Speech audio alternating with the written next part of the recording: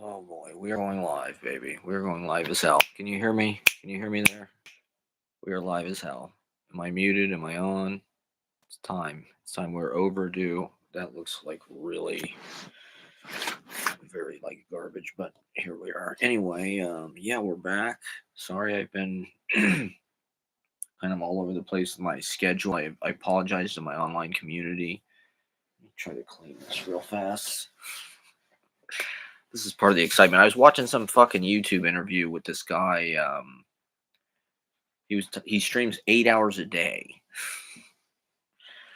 and he was famous enough to be on this fucking. I think he was like a socialist. When he was on this podcast, they had some elucidating points. I've got my big TV on. Do I really need it on? Oh, it's kind of like distraction. Yeah, there we go. Okay. Okay. Yeah. So I mean, God, we have so much to talk about. The election, right? I mean, well, I think what's nice about this election is we watched Gangs of New York the other day. It's a classic. It's a modern classic. I'm gonna be Bill the Butcher for Halloween.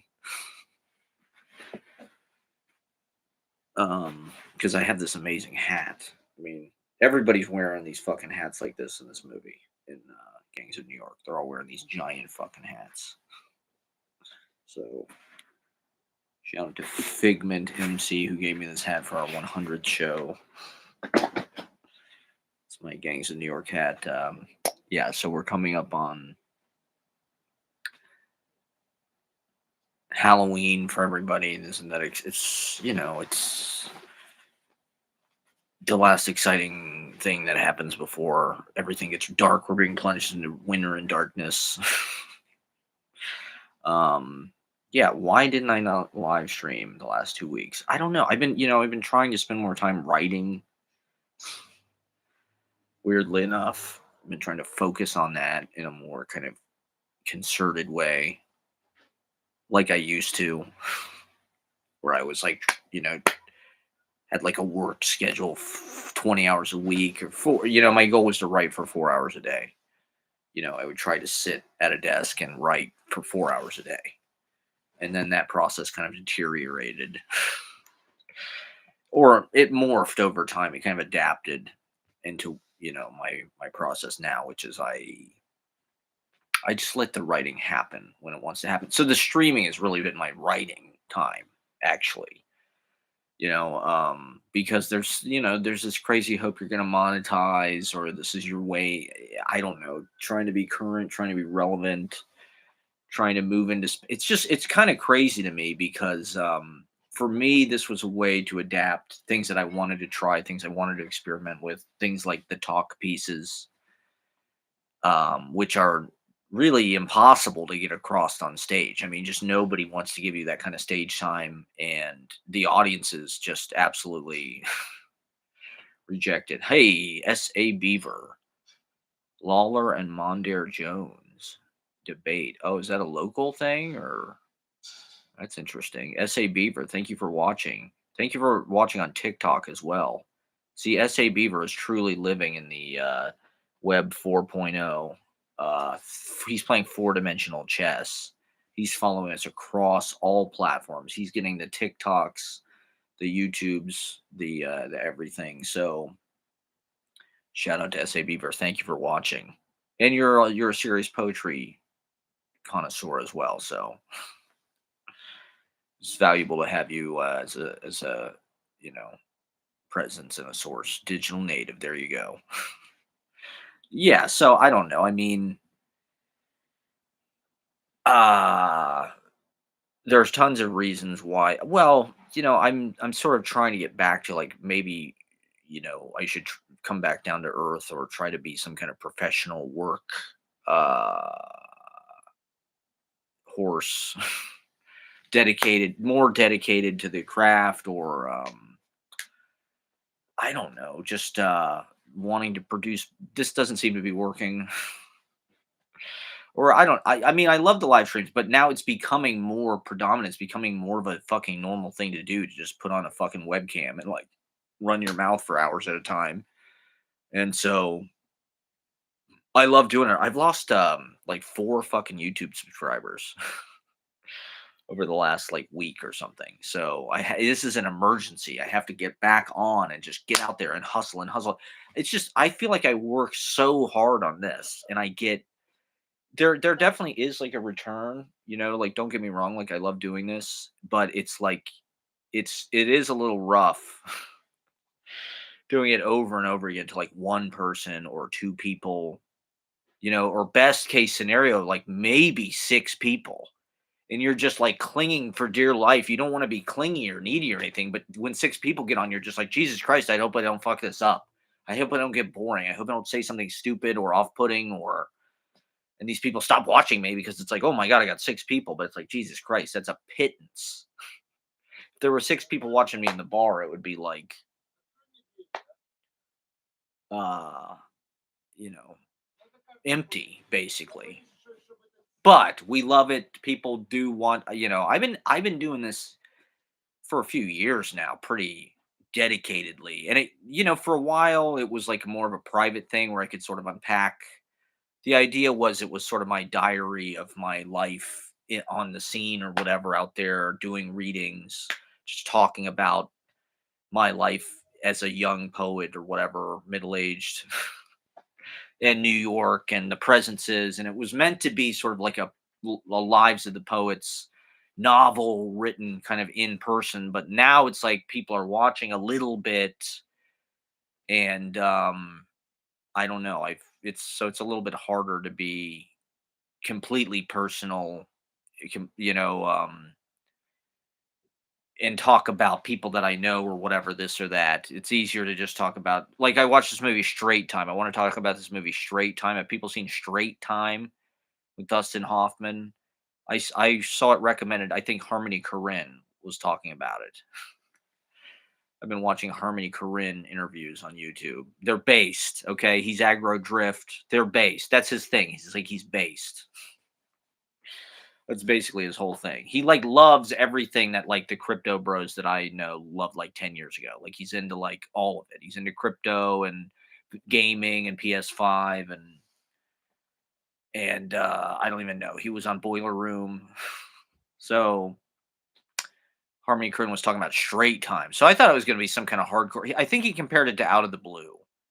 So I thought it was going to be some kind of hardcore, insane, like roller coaster of surprise. And to be honest, Straight Time is kind of a proto Michael Mann. I heard that Michael Mann did uncredited rewrite. So it's sort of like Thief. It's like from the 70s. It's based on this guy, Eddie Bunker, who's in Reservoir Dogs. And it's also sort of like Reservoir Dogs is sort of like a version of Straight Time, or it's almost like a sequel to Straight Time in a way.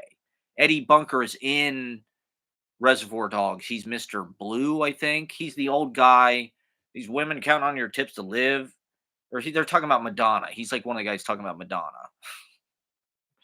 And he liked True Blue or whatever. She lost him at that poppin' old preacher. I forget what the line. I haven't seen it in a long time, but Straight Time doesn't really have any of that stuff. It's more like a Michael Mann film where it's like almost like this documentary. It's almost like if Mazursky made a fucking movie about a criminal. Like it's really about like a criminal. How many fucking movies start with somebody getting out of jail? I gotta say, this is like one of the ultimate cliches of fucking movies. It's like, let's start with the guy getting out of prison. How many fucking movies start? Blues Brothers fucking starts with the guy getting out of prison. A bunch of movies we've watched recently start with the guy getting out of prison, including Straight Time. I think doesn't fucking Real Man, or what's the Grodin Belushi movie? That's the Grodin or the Belushi John Ritter movie. What is the Belushi? Whatever the fuck that movie is. I think that starts with him getting out of fucking prison. It's like Jesus Christ. It's like starting your movie with an alarm clock going off. It's like that is the laziest fucking thing you can do. But anyway, Straight Time is real as hell.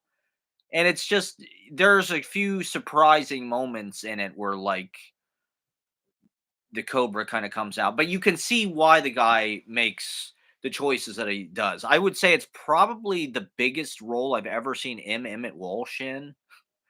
Emmett Walsh plays a key role. He's a great character actor, but he's always like in a movie for like, 5 minutes or something. Maybe Blood Simple, right? Like he's got a big part in Blood Simple, I guess. But he's usually like kind of a colorful supporting cast character actor type guy. But in Straight Time, I guess he kind of does that. He plays his parole officer and he's a total hard on. It's sort of like it's a lot like Jackie Brown. You could tell Tarantino was trying to do Straight Time with Jackie Brown. That's what as I'm watching this movie, I'm like, this is what, because it's slower. It's about the kind of grungy side of LA, the kind of underbelly of LA, but like not in like a exploitation. Like it's a pretty slow movie for something that is about a criminal. It's a lot like Thief, but without the kind of stylization. It doesn't have all that neon and like it's more like a 70s kind of new American cinema or whatever the fuck they call it. It's not like Michael Mann has all this neon. It's very 80s Miami Vice, but it's you can see that kind of you can see this kind of loner career criminal just kind of doing what the fuck he's got to do. He's got this trash stash, and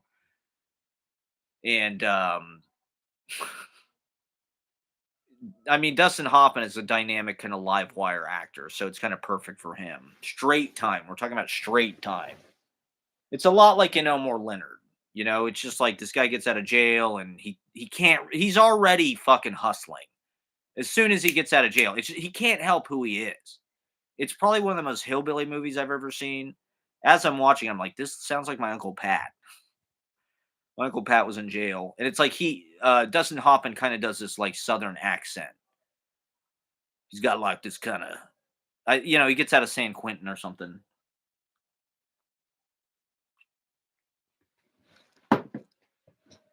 I mean, I do got to say, Dustin Hoffman was one of the best actors of that era because he just chose smart projects. He's in a lot of interesting movies. I mean, this movie is very kind of clinical. How it shows you how they do these robberies. Harry Dean Stanton's in it. Harry Dean Stanton. It's sort of like a precursor to Paris, Texas, in certain ways.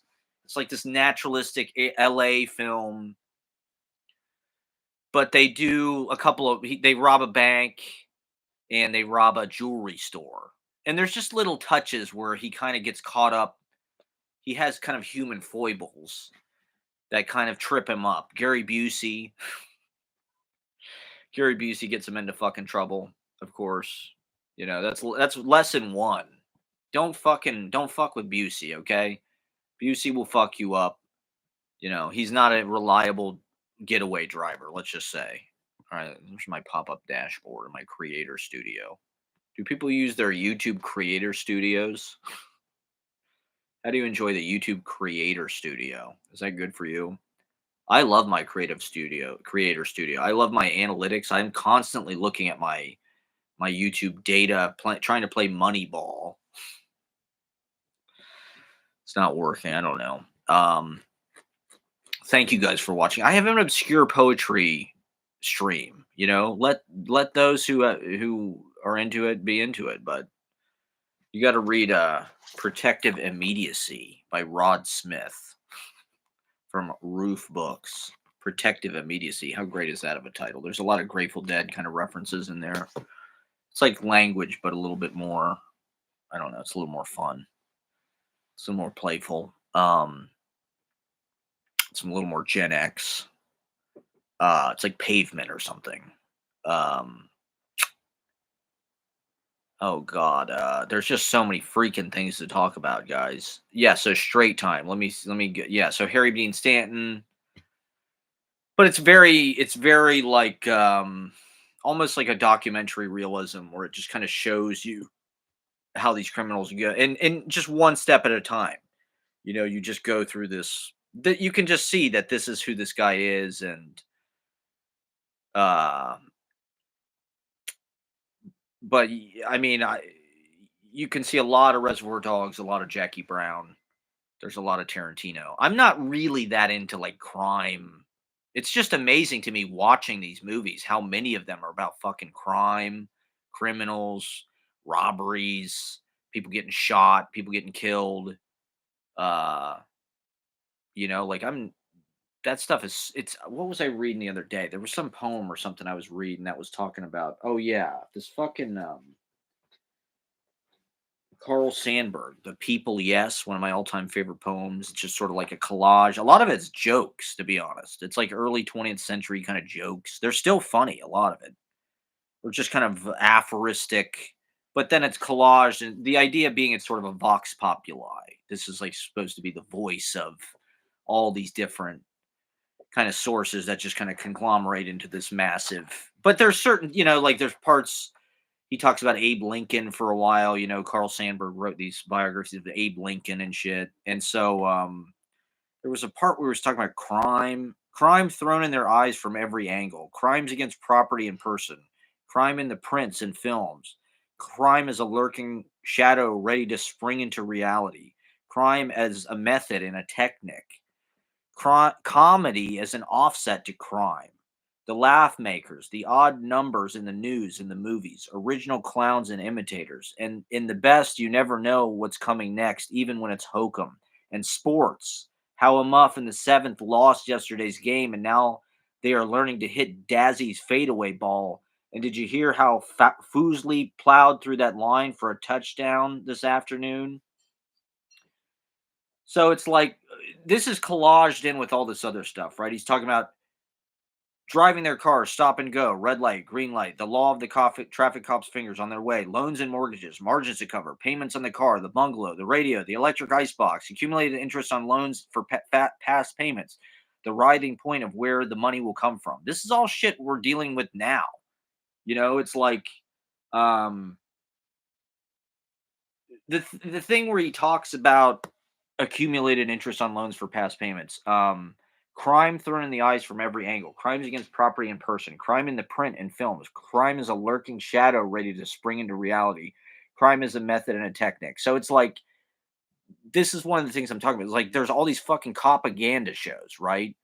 Fucking we watch King of New York, right? We watch these Abel Ferrara. Abel Ferrara is incredible. He's kind of as good as Scorsese in his own way. King of New York, man. If you haven't seen fucking King of New York, I mean I've been wanting to watch it for years, but David Caruso. And it's a sad fucking movie, but it's intense. And it's like there's so many fucking and I guess the show NYPD Blue is based on King of New York. They got a lot of the same actors and it's sort of like a I've never seen NYPD Blue, but it's propaganda, Law and Order, all this shit. Dick Wolf, how many fucking Boomer in the House, Bruce Halladay. We're talking about propaganda here, and the people, yes. Comedy is an offset to crime. The laugh makers, the odd numbers in it. So that's an interesting that he's drawing these two together, right? Crime and comedy, and sports. They're sort of all distractions. They're ways of blowing off this pressure. But he's talking about the kind of machinations of society. The big machine of our society. These are all serve a purpose. They're all part of the kind of gear work and the fucking drive train and shit. And crime in the prints and films. And how much fucking crime do we hear about in the fucking media? And how much, in the news is there about migrant crime and they're eating the cats and they're coming to fucking they're not sending the good people and blah blah blah and all of the fucking news is about crime and so on the one hand I like Straight Time as a movie. It seemed sympathetic, I guess, to the criminal. um and like Penny Arcade says, if you don't have a criminal element in your bohemia, what you have is academia. And so, what is New York without crime? Or I don't know. It's weird how crime has sort of mutated over the last 40 years. There's less violent crime now. Everybody's looking at their goddamn phones. There's less things to steal, I guess. It's like I guess you steal people's identities. You steal their PIN number or something. You steal their Venmo. You hack them or something. You hack their account. But I mean, that's a good thing, right? That there's less crime. But it's like Joker, right? They're sort of adjacent, crime and comedy. They sort of go hand in hand or something in some weird way. Um, Maybe because you feel like life is a joke and you do crime because it's the only way to get ahead. I don't know. It's a Robin Hood thing or something. Maybe I don't know. Um, yeah, I mean, Straight Time wasn't as intense as I was expecting it to be. It wasn't as intense maybe as King of New York, which has some pretty crazy shit in it. It's brutal, man. It's a pretty brutal movie. And then we watched this movie China Girl. I think it's called China Girl. Yeah, China Doll is the David Mamet play with Pacino.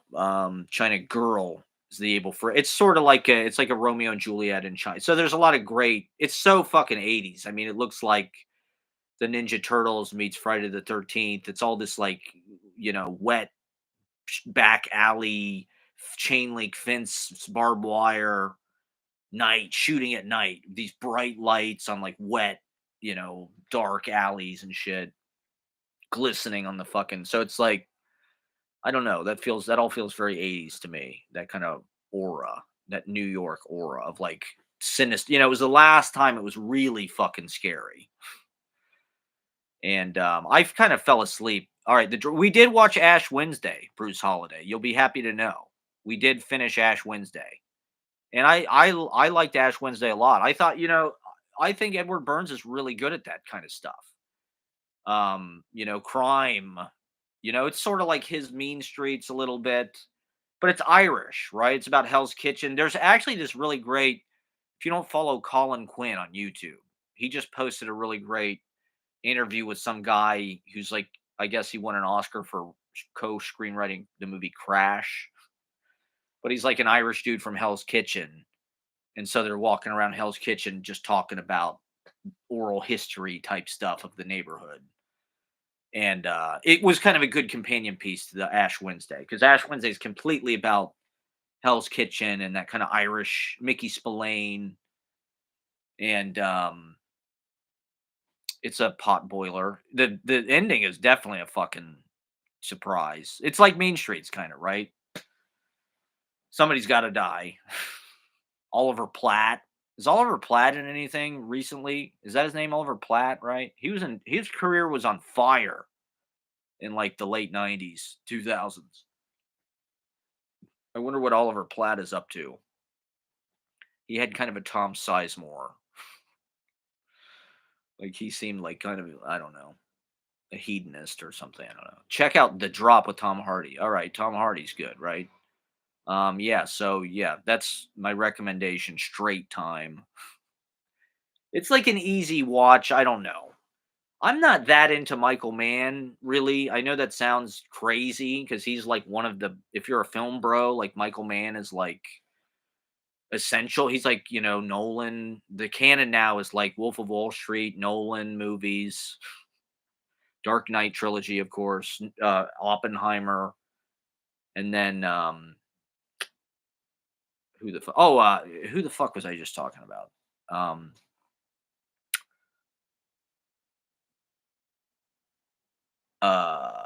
Michael Mann. I mean, Michael Mann is great. Don't get me wrong; he's amazing. But I don't know. He's a little too procedural or something. There's something a little bit too, I don't know, cold about it or um but you can see like I'm just not that interested. Like this heist scene in Straight Time at the end where they steal all the fucking jewels and shit. You can totally see that's like Heat. You can see the kind of DNA in its infancy of all of the kind of Michael Mann loner, kind of reptilian survival, career criminal, total professional, methodical. You have to be methodical. If you fuck up, it's almost like samurai code or something. It's like if you fuck up, if you're emotional, if you fall in love, that's weakness and that will bring you down. That's kind of what happens to Nero, right? In Heat. He starts to feel something.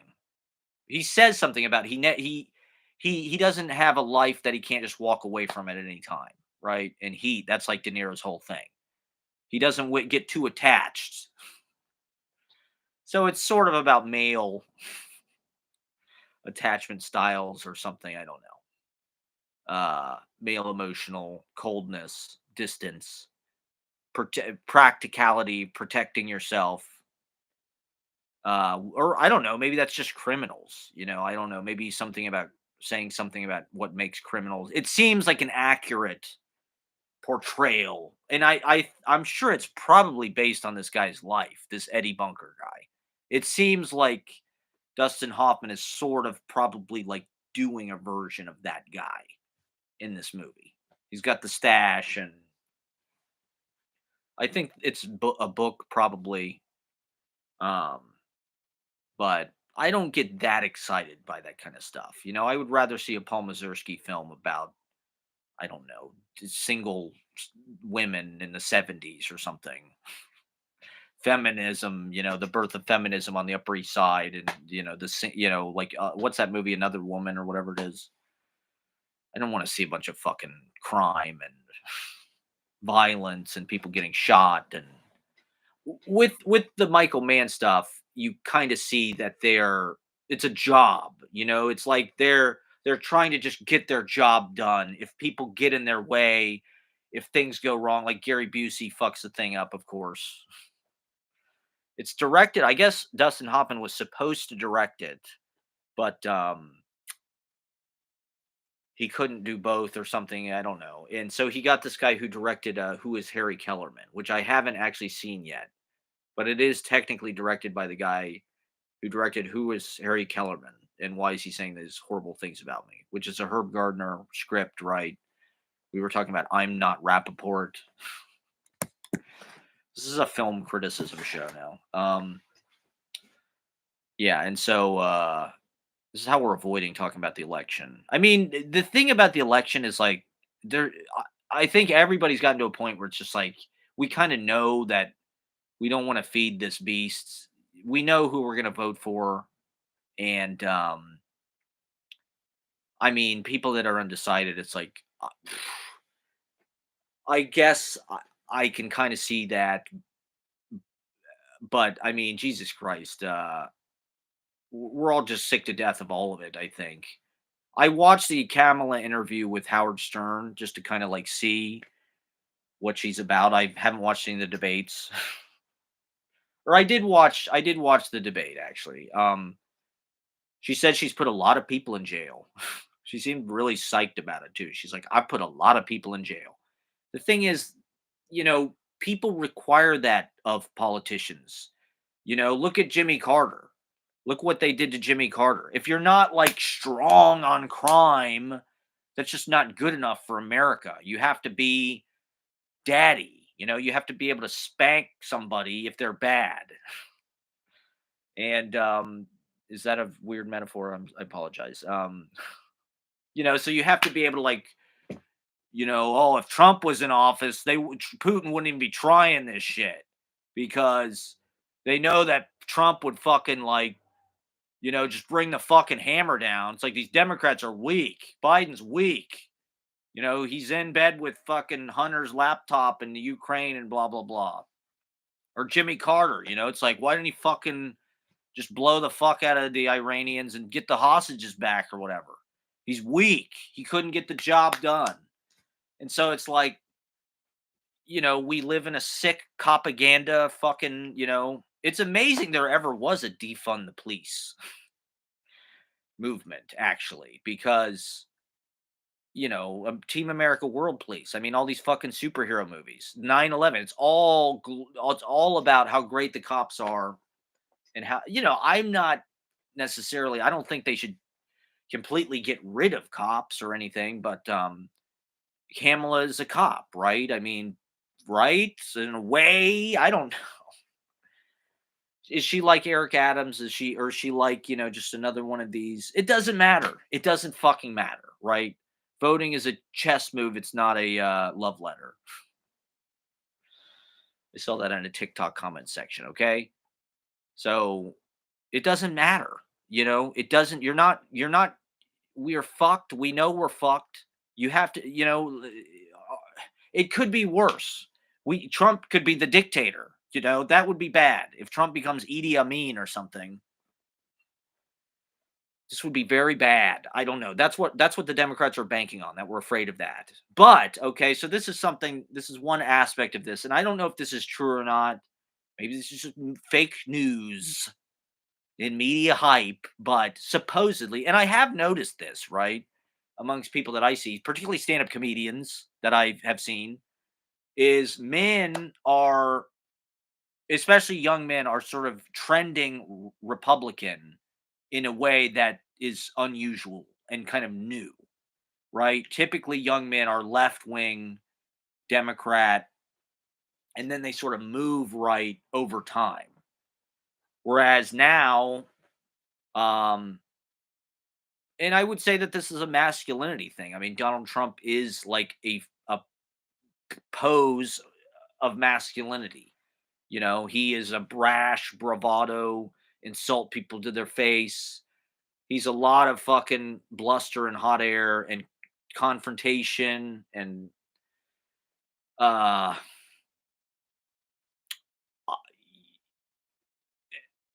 but maybe it's more complicated than that. I mean, but one aspect of this as well that I want to talk about is that supposedly African American men are trending, like, I think African American men supported Obama. It was like 80, they were up 81% in the polls or something over the right wing. Now Kamala's only up 41%, so they basically halved their support amongst African American males, or maybe it's young African American males. I'm not sure, but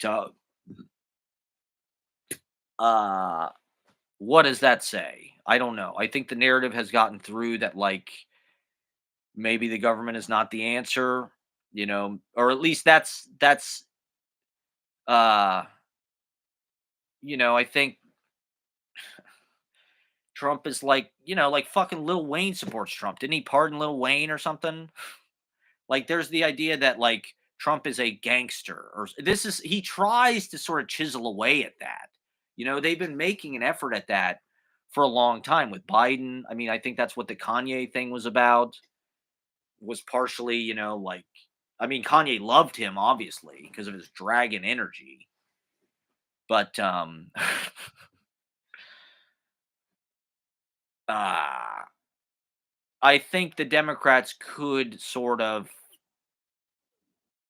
rest easy on the idea that, like, the government, what the left wing was better for the underclass or something, and now people don't maybe think about it in those ways, or the political parties are becoming, like, very gendered.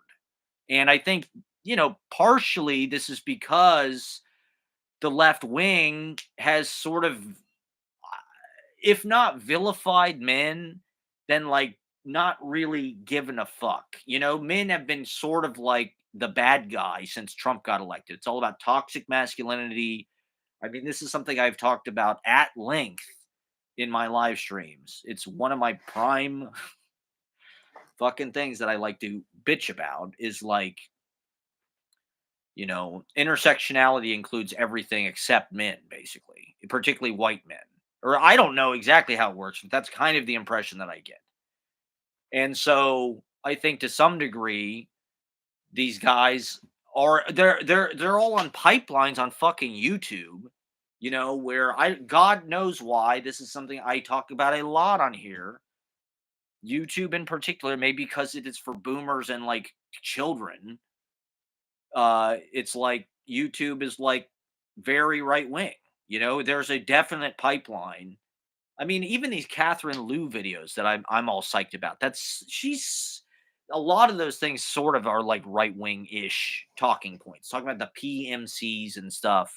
I think she's shrewd about how she utilizes kind of troll culture, but that's something that the right wing does. And, like, uh so I think to some degree the left wing has just sort of like stopped trying to appeal to men, particularly young men.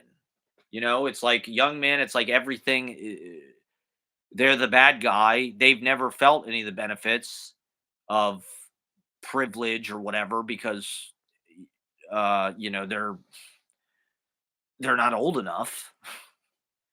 Society has changed a lot. It's not like Anchorman anymore. It's not just like Ron Bergen and these fucking guys like laughing at the female news. It's like it's not like that anymore. You know, I mean, I don't know. Um, but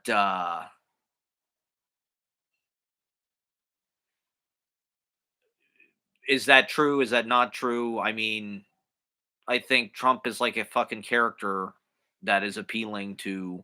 uh, I was watching. There was a video of this guy going up to people like in a fucking Walmart asking them who they're going to vote for, Trump or Kamala. And all the people who said Trump kind of got like a little defensive and a little bit like confrontational about it. They kind of went like Trump, like they were kind of defiant about it. I think it does give people control of a kind. It's like they know that it's going to give them power. They know that it's going to piss people off. They know that it's going to piss that it's gonna be controversial. And we've been living with Trump long enough. He was the fucking president for 4 years, and now we've had 4 years of Biden. So people are contrasting and comparing. So they know they are sort of familiar enough with him that they feel like they can make their own decision. One thing I see coming up over and over and over again is like the people who vote for Trump, particularly the young men, they're like, the gas prices are too high, like I'm going to vote for Trump because when he was president the gas was half as much, or the inflation, grocery prices, I can't afford an apartment, when Trump was president I could afford a place to live, now I can't even afford to buy groceries or blah blah blah. And like there's certainly truth to that.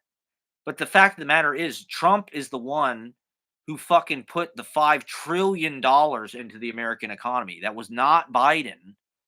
That happened in fucking March 2020, right? March and April 2020 is where they signed the fucking relief bill for the pandemic assistance. And it was $5 trillion package, right? For everybody. They just gave everybody a shitload of money. That was fucking Trump was the goddamn president when that happened, not Biden. There was a delayed effect where the inflation didn't really take off for a couple fucking years because people had money and blah blah blah. But Trump was the one, if you look at the deficits, right? Everybody fucking says that the deficit will be less if Kamala gets elected. The deficit will definitely go up if Trump is fucking reelected. But people think somehow Trump's going to slap these tariffs and blah blah blah and he'll get gas prices down. He's a tough negotiator. This is the image people have in their head of him, and who the fuck knows? I mean, he was president for 4 years. The market loved it. Elon Musk loves him. Elon Musk has spent $75 million trying to get this guy elected, probably so they'll both stay out of jail. Elon wants to get pardoned or whatever the fuck. Who the fuck knows? Um,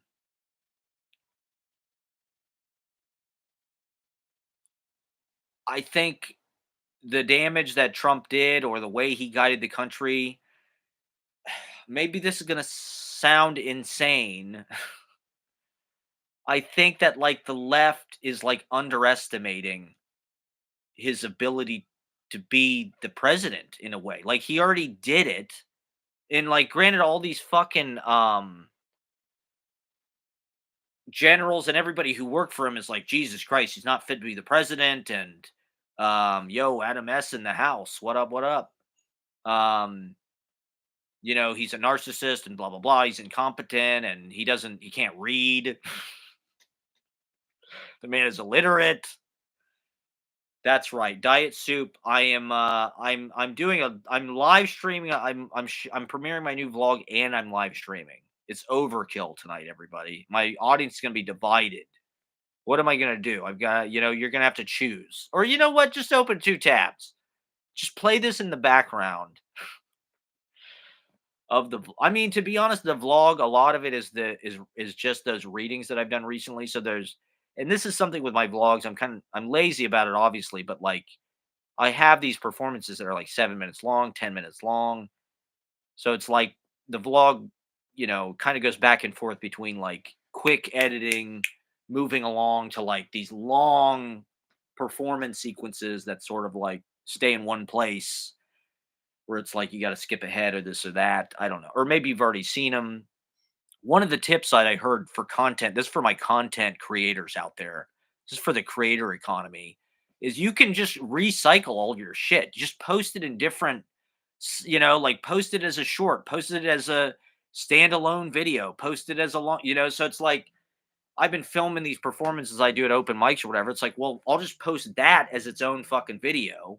And then I'll also put it in the vlog or whatever. And then maybe I'll cut a clip out of it and make it a short, but it's like it's all the same fucking footage.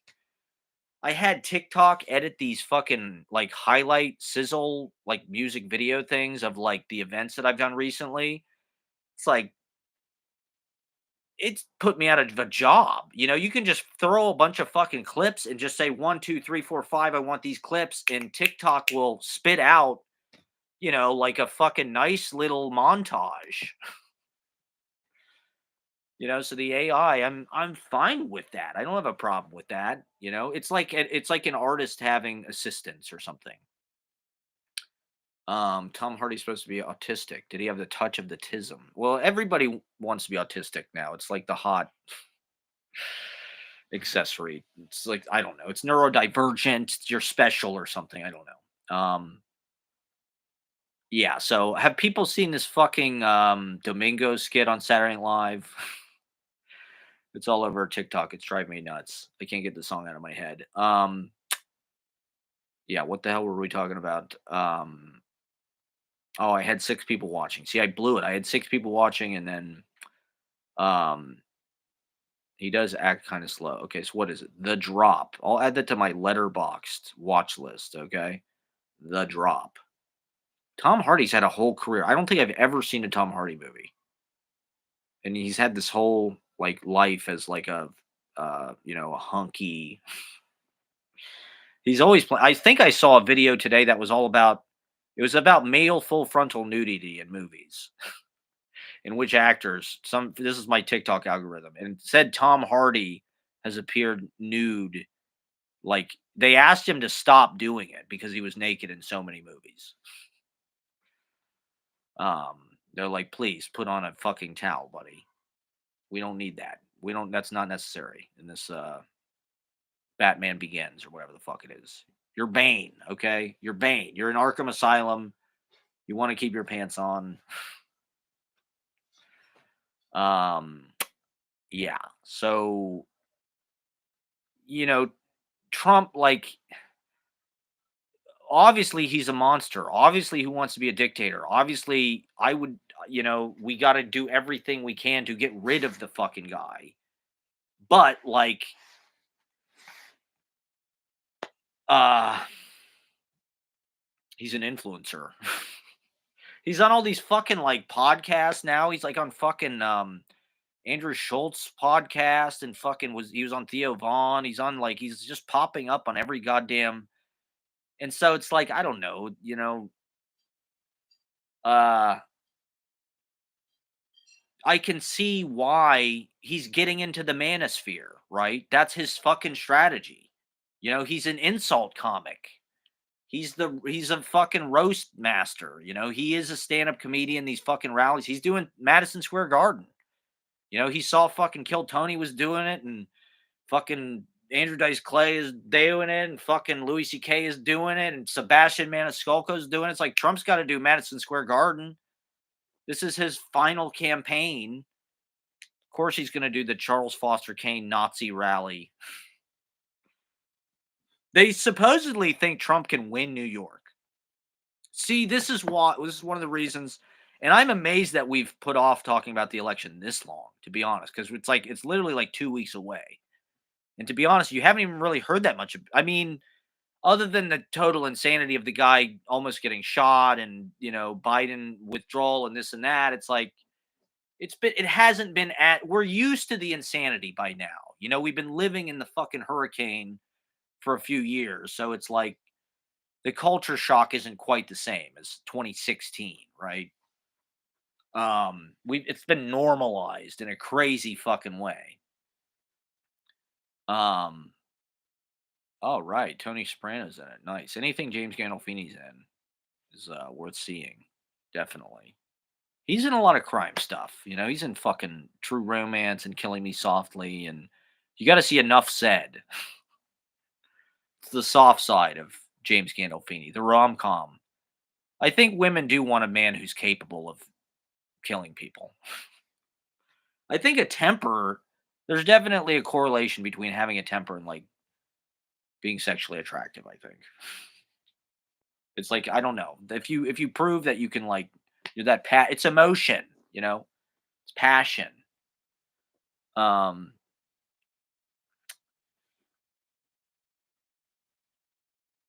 but anyway, yeah, so like there's all these lost young men that are getting, fucking made fun of in comment section. Women, won't even match with them on fucking apps. They're just not getting developed. They all want to be fucking stand-up comedians. It's like Boys Town. That's why I had to become a stand-up comedian, because I had to go there and save these lost souls and just be like, you don't have to do this. Start reading poetry for Christ's sake. I saw this. It was top 15 most attractive habits in a man. Guess what number one was? Reading. So, uh, I don't know if that's true or not. Hasn't quite panned out that way for me, but um,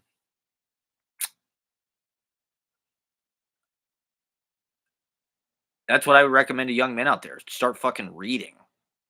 Buy my book. Start reading my poetry. That's why I'm doing live streams, because this is like reading for. I mean, young men are playing fucking Call of Duty. They're on Xbox Live and they're on fucking Twitch. They're not fucking they don't, they're I guess it's natural, maybe. Is it natural for men to be like rebellious or to be like fuck you, I won't do what you tell me? Because that's like the Trump appeal. Is like we want to keep our own money.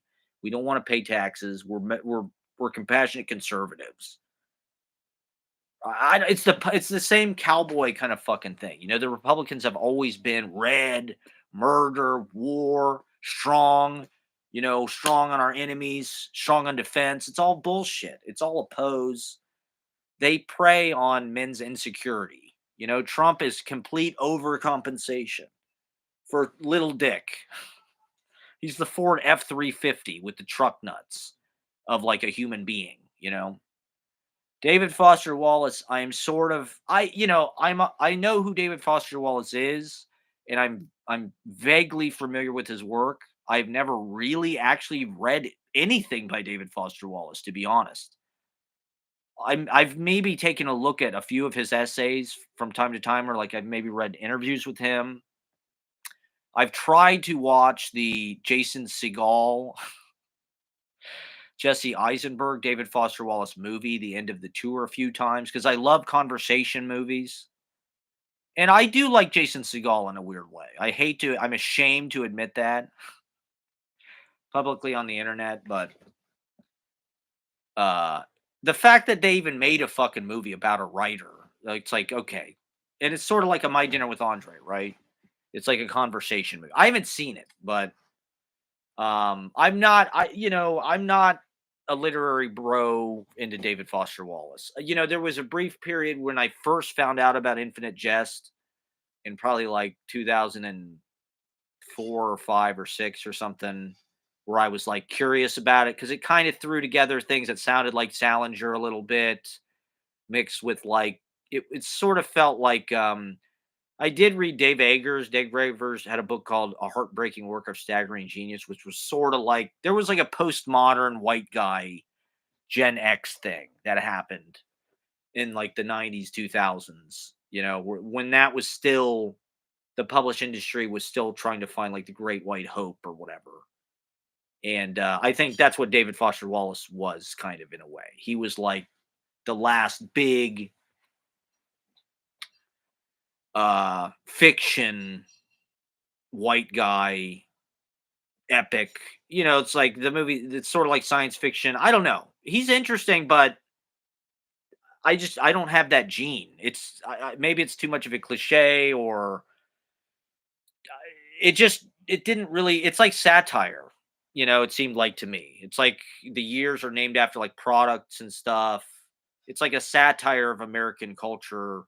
He's sort of trying to be Thomas Pynchon or something, right? Gravity's Rainbow, and it's like I don't know. It just seemed like a lot of hype in a certain way. Not that he's not like a brilliant guy or anything. I've definitely seen interviews with him, or like read little quotes from him that I'm like, okay, interesting. He's into, he wrote that whole thing about cruise ships or whatever, where he's like really into tennis, or he's really into junk TV, right? Supposedly David Foster Wallace was like a TV addict who would just like watch like garbage TV for like hours. So there's like, I think that's kind of interesting. The fact that David Foster Wallace is like, he lived in Illinois or something, right? He taught somewhere in Illinois. Like he wasn't some New York kind of literary, fuck boy or something. He was like he was tortured. He probably had autism or something, right? I mean, he probably had some kind of freaky, whatever neurodivergent thing. But I'm not to me, it's like it's a little basic.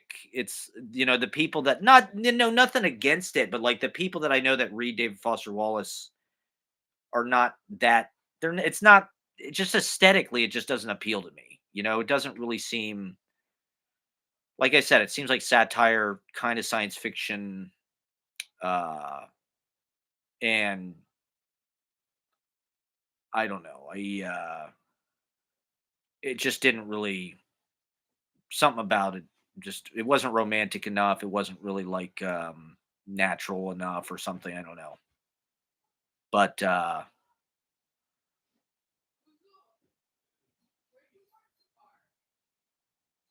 um I also haven't read any of his fucking books. I haven't read Consider the Lobster or Oblivion or this or that. Maybe at some point I'll read yeah, he killed himself. Yeah. Um well, the idea was his brain was just too fucking, he just like he was too sensitive. He was too smart. And I don't know. I don't really like those kind of that just they people worship this guy in a way that was like it's sort of the last whiffs of like New York male publishing domination. And this guy's like a fucking genius. Like he's kind of like PT Anderson era. Feels like he's like a Gen X. Um, they had a lot invested in making this guy kind of a star. And I don't know. He wrote about kind of banality, I guess, of it all, of corporate, consumer culture. Um, his last book was like about the IRS or whatever. I don't know. But I'm not really that into prose, to be honest. I mean, the novelists I was really into, Don DeLillo was my favorite, um, and it's been a while since I've read fiction like pretty, seriously. But Underworld, Don DeLillo, that was like a big. I mean, maybe that's more boomer sensibility or something. Maybe that's why I vibe with it. But um, I don't know. I'm not. It's all. It's like I said. It's also just like this cliche. Like you're a Brooklyn guy, you got fucking Infinite Jest. It's I don't know. It's like something you'd buy at fucking Hot Topic or Urban. I don't know. It's like I spent a lot of times at bookstores and libraries, and I don't know. I'd have to go back and look at it now and just see what's going on there exactly. So maybe I'll look at Infinite Jest next time I'm in a bookstore. But what would he say about Trump? That's why he killed himself. He could see it coming. Um, yeah, so I watched Camelot and Howard Stern. Robin wasn't there, which I'm kind of worried about Robin. She got cancer, I guess, a while back. So I hope Robin is doing okay. But it was a good interview. I thought Kamala, stood her ground. Not that Howard he doesn't go as hard as he did in the '90s or anything, but he's still an intimidating person, and you can tell he really wants her to like. But okay, I think, and I talked about this before, right? Is like when Biden stepped down, everybody thought, oh, this is over. Kamala's going to win. It's going to be a fucking landslide. Election's over. And I did say that was like a honeymoon period. And now we're starting to see, like, okay, the talking points are out against her. And it's like, to be honest, and I do think it's fair, is like, she didn't win an election. She didn't really get nominated by the people, right? And so we don't even really know who the fuck she is, to be honest. Like, we vaguely know she's a cop from California. She was like a DA or whatever. I don't even fucking know. She put a lot of people in jail. She said that on Howard Stern. And it seems to me, right, like the Democrats are sort of doing what they're always doing, which is like they're trying to appeal to, like, they got fucking Cheney to endorse. What the fuck do I care who Dick Cheney fucking endorses, or Liz Cheney? Like, Dick Cheney is the reason why we are in this mess, because of fucking Iraq and fucking Afghanistan and all of it, 9/11, all of it, the whole fucking systematic, demolition, the controlled demolition of the United States government. But it seems like they're sort of trying to woo those people or something. Um,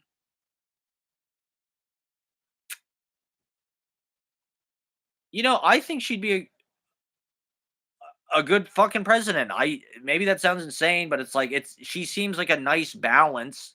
She talked about how when Prince died, her and what's her fucking husband, Doug Imhoff or whatever, was they listened to Prince music all night. It's like that you know, even if it's just, you know, optics or culture or something, I think it is worth it to put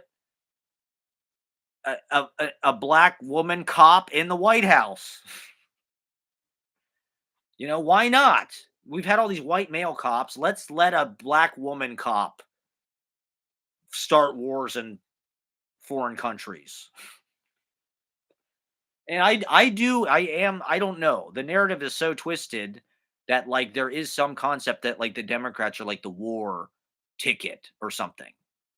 Or, like, she's going to let this genocide happen, or what are they doing to stop it, or the American troops are killing the children, or we don't even know. So people are cynical about it, but she seemed like she would be a good balance between somebody who is like probably I mean, definitely compared to Trump, like, she definitely, like, is like an empathetic person, it seems like, and she's like present and shit. She's not like a dictator who wants to take over the government. She might be like a puppet or like a figurehead or something, but it could also be one of those things that's like, sometimes history, uh, through a strange series of events, just puts certain people, like fucking Tom Brady, right? Tom Brady wasn't the first fucking draft pick. He was like a 12th round pick or something. He was way, way, way the fuck down in the fucking draft. And he's the greatest quarterback of all time, or one of them, or one of the winningest quarterback of all time. And maybe that's Kamala. Or I don't know. It's like, she's somebody that, like, wasn't necessarily supposed to be in this position, but who knows? Maybe she is the fucking right person for it. She doesn't seem like she's completely a puppet. She seemed like somebody that, like, can sort of, I don't know. I don't know. Maybe this is optimistic, hopeful thinking, but she seems like somebody that maybe will come into herself in like a fuller way through this job. I don't know. Maybe she'll be the right person. I don't know. I don't know if she has that in her. She doesn't necessarily, she doesn't seem like Winston Churchill or fucking, I don't know, Indira, I don't know, um, uh, Joan of Arc, or I don't even know who's a woman who's fucking Queen Elizabeth, or I don't know. She doesn't, maybe, who the fuck knows? But I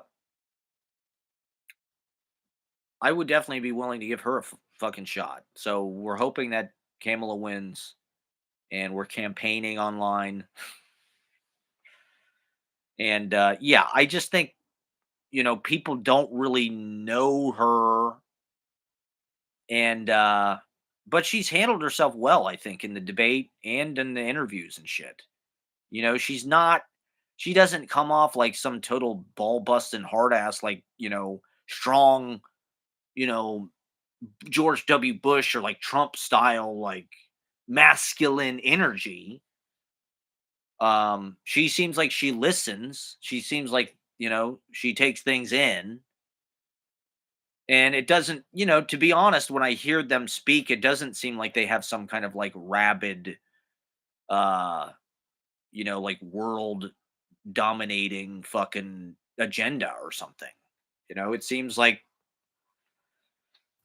you know, I've been pretty fucking okay, I guess, with a lot of people are saying Biden's like one of the best fucking presidents ever. I don't necessarily know if I believe that, or like he's the best president in our lifetime, or this. Who know? I don't know. I don't know. He's pretty low key, which is kind of nice, after the fucking ego circus. And, Kamala, I imagine, is somewhat of a figurehead of the same apparatus. And so, uh, yeah. Well, I think this is like a masculinity thing in a way, is people assume that, and it's almost like when, you'll approach a woman who's alone, but you won't approach a woman who's with a man. It's like you think a woman is just like vulnerable. It's just like assumed that they're like weak, or um Trump is, because he's a 6'4" fucking dickhead who fired people on TV for 20 years. It's like, but he rolls over for these guys. Like, right, he sent fucking Putin all these goddamn COVID tests or whatever, COVID machines. He's going to let them get whatever they want, you know. Um they're doing what they can, I think, to stand up to him right now by supporting, you know, Ukraine and whatnot. That's not what Trump would do. Trump would just give them whatever they want. But there's this idea that Trump is like this UFC fucking like meathead. Rogan, Dana White's at the RNC and Hulk Hogan's at the fucking RNC, and fuck women's right to choose. We need to have babies, god damn it. We're suffering a population crisis, and we need to populate Mars. Mars needs people. So these soy boys got to fucking and like, I agree, I think there is a fucking masculinity crisis, but like, these cliches, there needs to be like, whatever happened to Gary Cooper, the strong silent type. The way that sort of the anti-hero and the sort of kingpin boss has become like the ideal, or like the most amplified kind of masculinity. Everybody else is just like a twink. You're either 6'3", fucking, alpha gangster piranha, fucking uh stand-up comedian, insult comic. It's like, I can't vote for a woman. I can't vote for like liberal, like I can't vote for,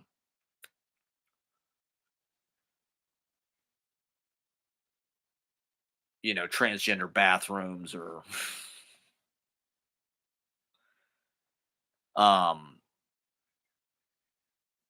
I don't know. Yeah, so I don't know. It does feel to some degree like the Democrats. I guess that's Tim Walz's job. Tim Walz's job is to be sort of like the lovable, like dad or something. He's the masculine energy who's like Charles Bronson. There you go. Now there's a man, Charles Bronson. They don't make him like that anymore. Just a bunch of fucking soy boys.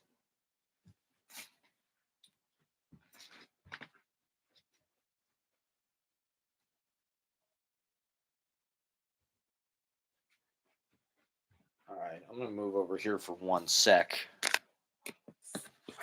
We're gonna take the party over here for just 1 sec, everybody. We're gonna do this tracking shot, dollying over to the window. Hard Times with Charles Bronson. Is that like a period piece?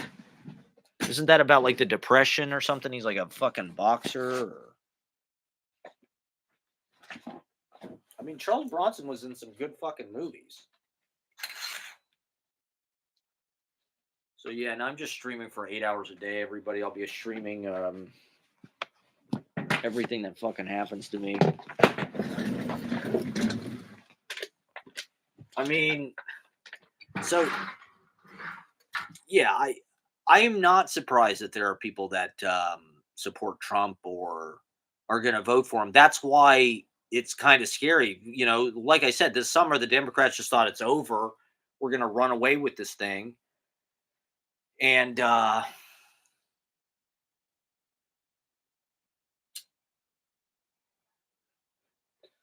let's hope that they do. But you know, to me, it's just like, how is it not obvious that Trump has just like fucked all of our lives up? Like, since the dude first started running, everything has like just been chaos, unhappiness. Everybody's divided, everybody's at each other's throats. Like, why do you want that? Why do you like living in that? Why do you want to hear about it?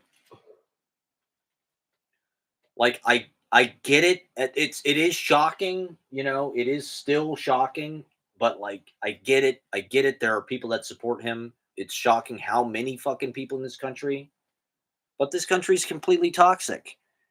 You know, it's like there's a lot of money and effort put into mismanaging people and creating, you know, people whose political opinions go against their own best interest.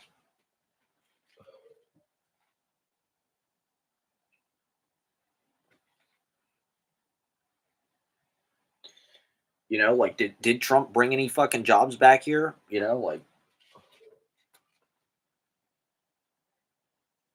I heard that the statistic that will predict the president is the market. 83% of the time it said if the market is doing well, the voters go with the incumbent. And Kamala being the incumbent. Um so you know, the market is doing well, I think.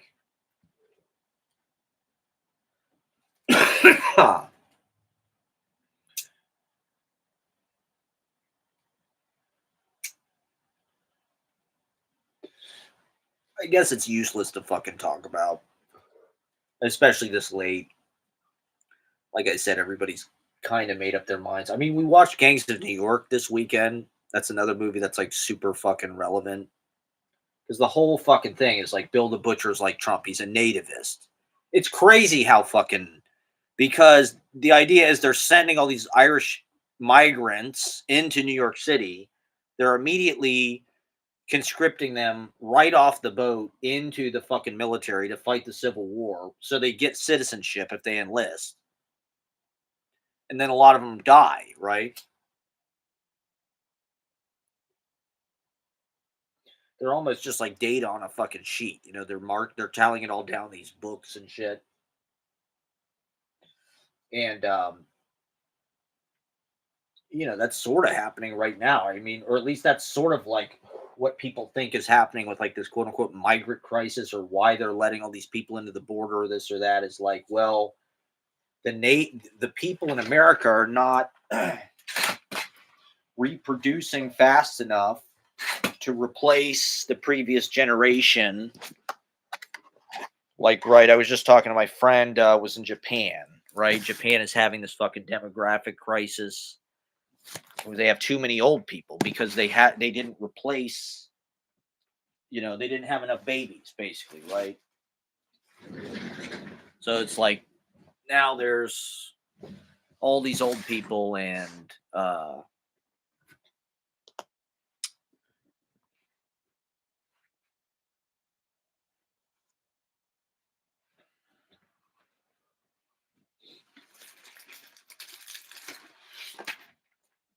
and it is hard to know. Is like, is that just a fucking capitalist like data sheet thing? Like, oh well, I need this many people to, for the economy to grow and blah blah blah, and this many workers and blah blah blah.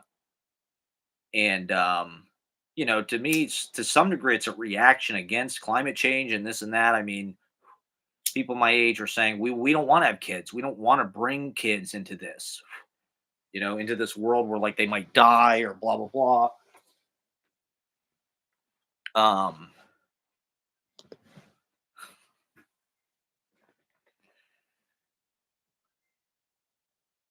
and it's also just like, well, we can't economically support having children, right? That's part of the masculinity crisis. Is now men have no. My friend said it. As a man, you have to create an inequality. In order to be attractive to a woman, there has to be an inequality of some kind, meaning you have more than she does. And whether it's money or job or status or clout or whatever it is, I don't even know.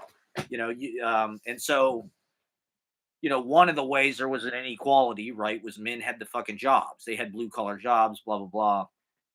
Nice. Bruce Holiday just had his second grandchild. Congratulations. So there are babies being born. Um, but it's also like, is this just some capitalist? It's like Elon Musk said, we need people on Mars. We need people to populate Mars. It's like, dude, look, we got enough on our hands with this fucking planet. You think you're gonna go to goddamn Mars? Like, you are fucking retarded. I'm sorry. Um, maybe it'll happen, but um,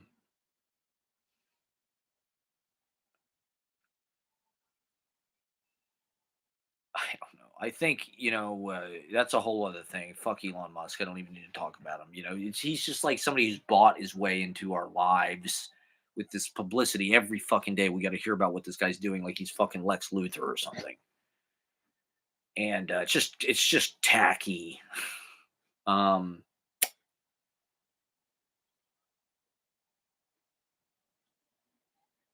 yeah. So is the same thing happening here where there's so the idea is they're importing migrants to replace the population, or to do the jobs that white people don't want to do or something, or to fight the war. That's the really psycho paranoid conspiracy theory. Is like they're sending these, well, that's what Gangs of New York is about. They take these Irish people immediately into the army to fight the war, right? And to sell arms, in a certain way. you know um it's all just a big business, uh now more than ever. But is that what's happening now? I don't know. Is that the motivation between I think the government does pay attention to this stuff, and they do. The agenda is growth and competition. We can't let these other countries get ahead of us. We can't militarily or financially, and so we got to outlaw abortion to force these fucking people to have kids. With birth control, now it's like you have an IUD or whatever. It's satanic. It's really evil. what these women are doing with their bodies. No, I'm kidding, of course. It's amazing. Um, or I don't know. It is what it is. It's different. Yeah, so we had my dinner with Andre night presented by Taco Bell. I thought that was a fun night. The theme really kind of held it together in a crazy way. So we'll probably do more theme type shit. If anybody has any theme ideas, let us know in the comments. Thank you guys for watching, liking, and subscribing. Once again, you are tuned into 24/7 election coverage live from Midwood election headquarters here. Our pundits are standing by. I mean, I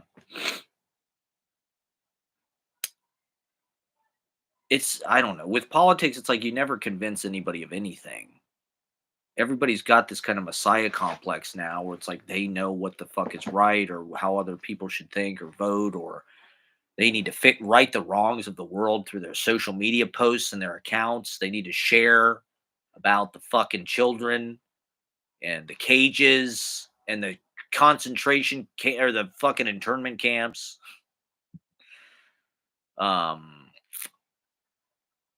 and that's how we feel like we're not bad people, I guess. And we don't want to be bad people. We want to be good people. That's good that people do that, but with this election, it's like Jesus Christ. People are a little bit more uh, vocal about being Trump supporters, and like I said, the demographics are a little bit unexpected. I think the assassination attempt actually had like this weird unconscious effect on like Elon Musk jumping up and down on stage and shit with him. Like Elon Musk really came out, as an Ebola Mein Führer type. I love you. I've always loved you. Kind of bootlicker after the assassination attempt. That flipped a switch in like the manosphere and in the bro brain where it's like, wow, this guy's so awesome. He's like Chuck Norris. He's like real ultimate power. He dodged bullets. And I don't know. With the live streams, it's like, I don't know. Do I really have this much to talk about? I get on 4 hours a week. What the fuck do I talk about? There's tons to talk about, but when people are watching, it feels like a different expectation. It feels like it's hard to know. Like I should talk about shit that's relevant to everybody, but there's also personal things that I want to talk about. Like I said, I haven't really done this in like a week and a half. Um, I did talk about Megalopolis. I guess that's one reason why I talk about movies and shit because like it feels like okay, that's oh, I watched a Saturday Night movie. Let me talk about Saturday Night, the SNL movie directed by Jason Reitman. It's really about his dad. It's really about Ivan Reitman. It's a Freudian tribute to his own father. He's sort of projecting his own dad on Lorne Michaels. Lorne Michaels is like, really it's kind of a puff piece. Yeah, thank you, Bruce Halliday. You can hear me, right? People are hearing this, right? This isn't just a pantomime.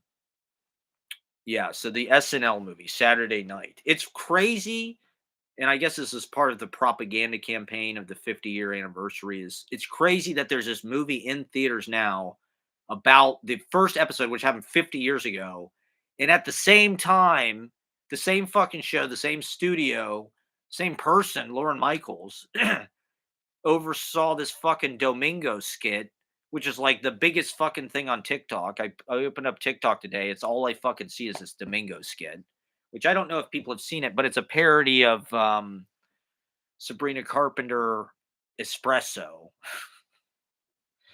See, I'm hip. I'm with it. I'm not a Sabrina Carpenter fan. She seems like a real see you next Tuesday. Okay, I'll just say that. That's her. But what do I know? She's serving see you next Tuesday.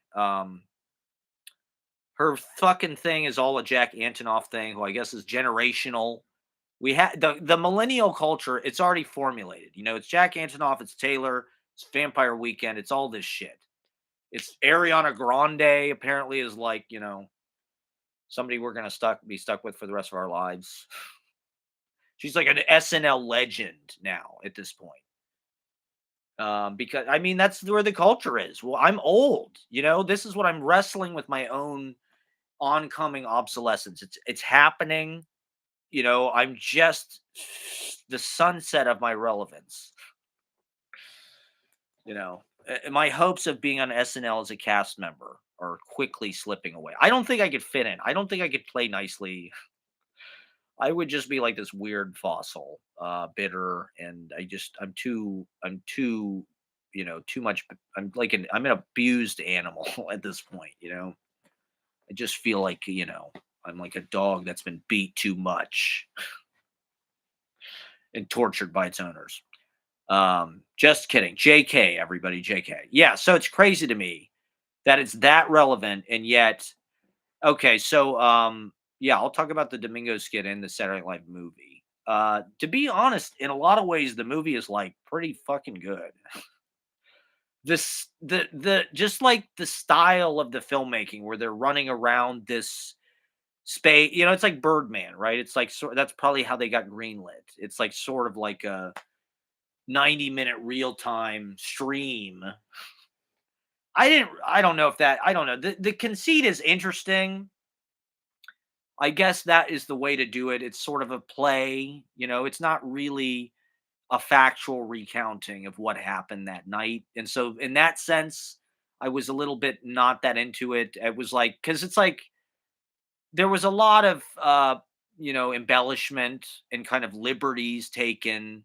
Like there was a lot of skits that were referenced that didn't happen till way later. Like Dan Aykroyd is going around doing the Fred Garvin male prostitute thing, and it's like that didn't happen till like 1979.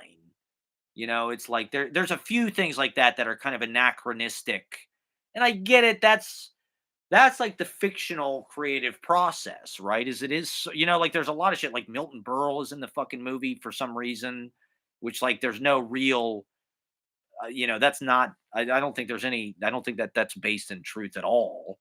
And then there's this whole thing with Johnny Carson. The movie is basically about, right, like this generational, the old white guys, don't want the new, which is not true. Carson actually was the reason why SNL was created because supposedly he didn't want his reruns to air on Saturday. He only wanted to do 4 nights a week. He wanted to take it down from 5 nights to 4. So he wanted to pull the reruns from Saturday and put them on Friday. And so he'd do Monday through Thursday. And so they used to show Carson reruns on Saturday. But then they had Saturday free, so they said, "What the fuck do we do?" That's when Saturday Night Live started.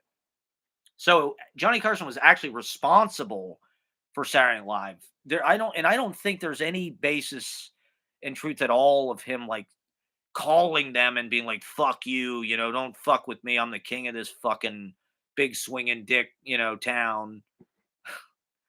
Which is like that's completely what the movie is about. There's multiple big swinging dick. I mean, Milton Berle kind of literally. If anybody knows about Milton Berle, you know about Mr. Television and Uncle Milty and his joke file. When I was a kid, it was Milton Berle's joke file. That was like there's that media play. It's like this huge book with all these fucking one-liners or whatever. So it's about how comedy changed. It's weird to me, and this is something I ask myself. It's like, how has SNL maintained its status as like the hip young comedy? Because it's like that was 50 fucking years ago that they were like throwing off like the white guy, you know, um, Vegas style, like plaid jacket, borscht belt kind of, one liner, Henny Youngman burlesque comedian type thing. And making it this more hip kind of, the movie, of course, is woke-ish. It's sort of about, well, those characters I would say are given, you know, um, like they're very good with like the Garrett Morris character. They talk about how he was a playwright and how he's this serious. They're good at portraying kind of the humanity of the different cast members. Dealing with this thing. Um, that's get that you can feel it kind of changing them or something. And you can feel their kind of liveness. So it's like, it was pretty fucking good in that regard. That kind of like it was almost like it did all the Hollywood shit with like, there's pressure because are they gonna get on? Are they not gonna get on? Are they gonna get canceled? Or yeah, Pocono's comedy, exactly. Insult comedians, Rickles, all that shit. Um and then somehow, and Saturday Night Live, I think it occupies an interesting place in our culture for a lot of different reasons. That's why I fucking talk about it on here. I don't know, maybe I'm just obsessed with it in a certain way, but uh why has that show survived for 50 years when things like Laugh-In or sketch comedy was nothing new. If you watch old fucking Jerry Lewis fucking TV specials, it's like he did a lot of sketches. And then I really think Saturday Night Live they were really trying to do your show of shows. If you watch your show of shows, it was a live show from Rockefeller Center, sketch comedy, strong women. Saturday Night Live kind of has a lot of that in it. But it's lasted 50 fucking years. Why? Um, I think they shed their skin. The musical guests, Saturday Night Live, the thing that they always go young. Whatever it is, they're not loyal, they're not beholden to any one era. They're constantly like letting people go and bringing new talent in.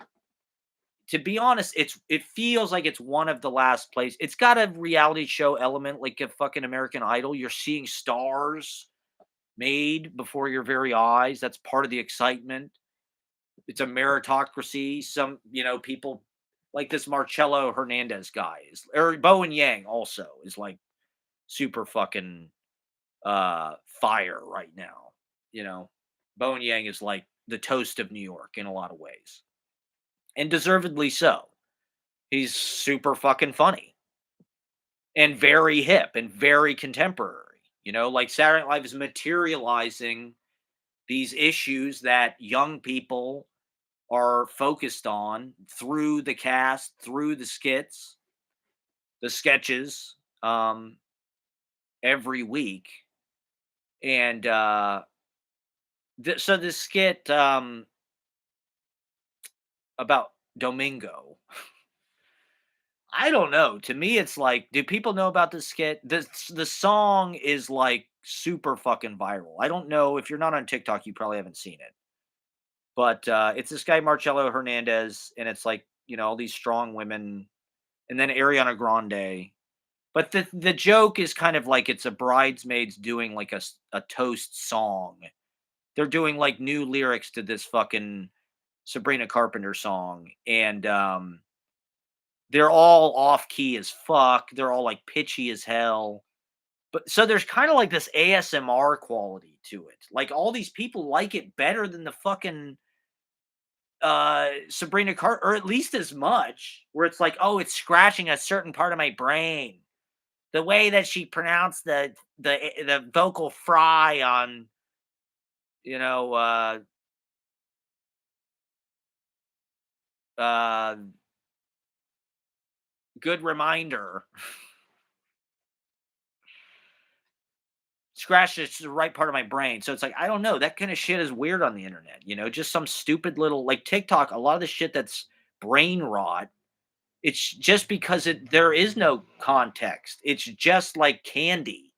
It's just like this stupid song. And for whatever reason, the women nailed it in the fucking scene. I don't even know how they did it. They nailed it. But to be honest, like Saturday Night Live, it's kind of a stupid talent. It's like being a good camp counselor or something. It's like some kind of like skit you do, like, if you're an RA or something and you're, like, fucking dorm, or it's kind of feels like when, like, a fucking, like, theater company comes to, like, your school, and the actors do, like, some kind of fucking, like, scene about drugs or something. You know how they used to do that? I don't know if they still do that, where they'd have, like, theater companies go to different schools, and you'd all, like, go to the auditorium, and they do, like, a play about, teen drug use, or I don't even fucking know. They used to do that in the 90s. That kind of sound like kind of feels like it's like one step away from like dinner theater. And a lot of those people become has-beens. I mean, for as prestigious a thing as it seems to be, particularly amongst young people. I mean, there's all these hot women, like fucking Kaya Gerber's in the fucking movie. And Ariana Grande wants to fucking host Saturday Night Live, and Selena Gomez, and all these, like, it's like, or like, there's I think it's a Sabrina Carpenter song where it's like, I'm on SNL and you're not. It's like, why do you want to be on this 50-year-old fucking crypt? Why do you want to be on like this boomer old person fucking TV show? Because it's legacy media. It's got that prestige. But like I was saying, Robert Downey Jr. was the first Saturday Night Live cast member to ever win an Oscar out of all the fucking people have ever been on that show.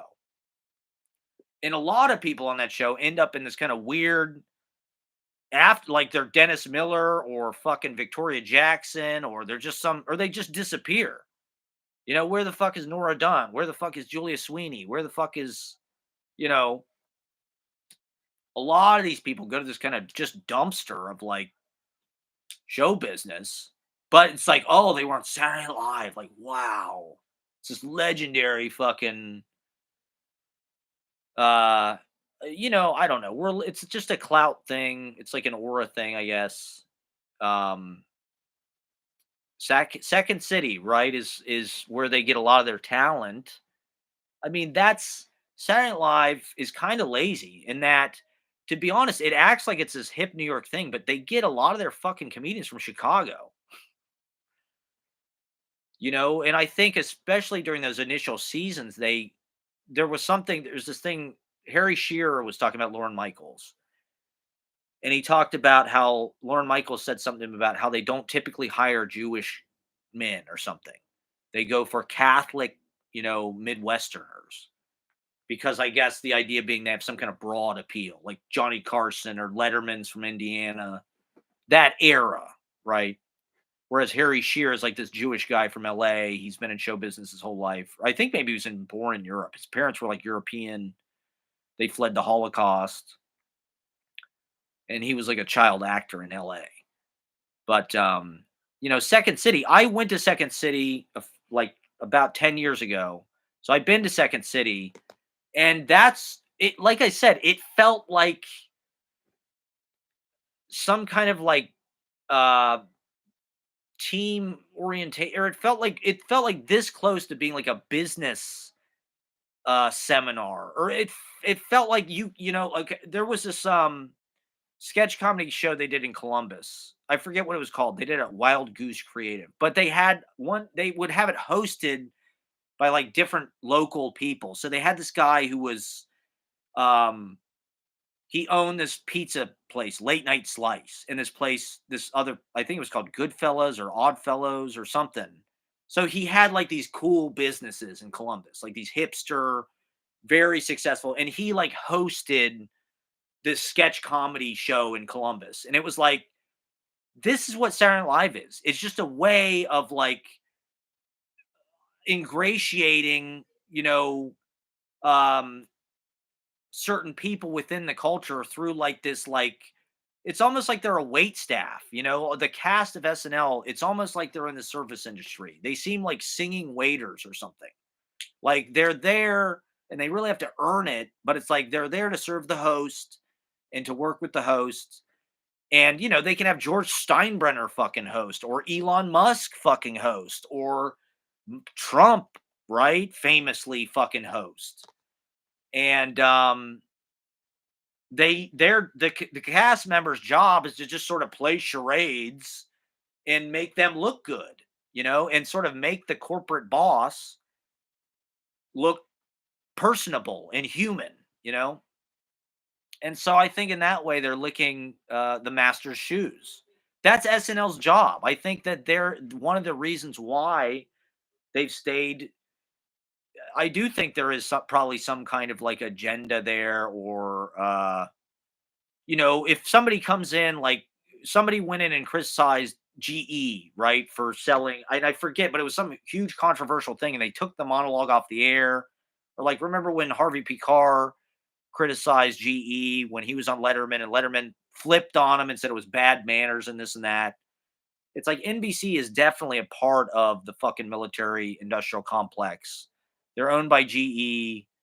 And Saturday Night Live, I mean, it kind of pisses me off to hear Will Ferrell say the one thing he regrets doing is playing Janet Reno. Because I mean, what about fucking strategery? Will Ferrell did more to ingratiate and to whitewash George Bush and to make George Bush cool to people than the Republicans could have ever hoped to do. He made him like this funny kind of frat bro jock kind of guy you'd like to have a beer with. Strategery. It's like, oh yeah, then fucking 9/11 happened and two wars. Thanks, Will Ferrell. You son of a bitch.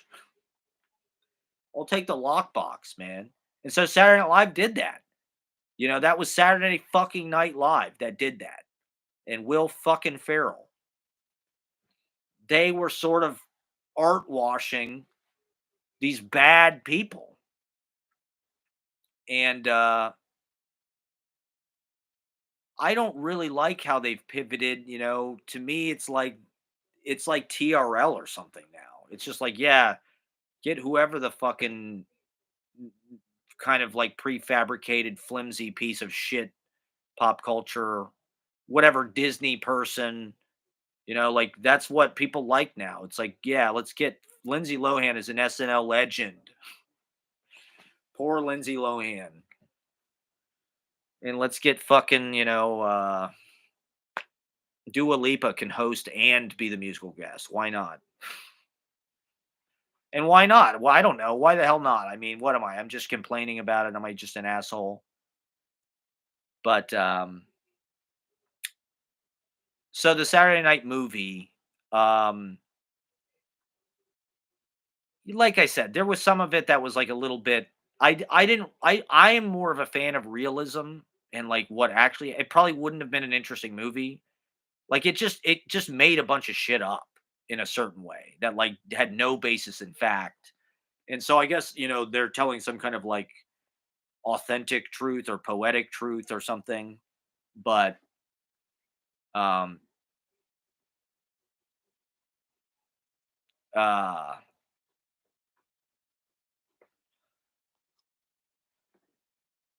it wasn't like some super avant-garde uh it wasn't Megalopolis. It was a good movie though. It was definitely like an exciting thing. I like that they made those kind of big choices about like it's gonna sort of take place in real time, and I think they even scored it in real time. And I like the ending. The fact that they end on the cold open, I thought was really witty. I mean, people are pissed off how they portrayed Jim Henson and the Muppets. um, but it's sort of a Saturday Night Live episode in and of itself. It's sort of jokes and skits, and Willem Dafoe apparently is in like 93% of movies now. He's in every goddamn thing. He's in it. Uh, it has sort of a Sorkin thing where it's almost like this steady cam. If they would have did it in one take, that would have been impressive. But like I said, it is a little bit of a Lauren Michaels puff piece. And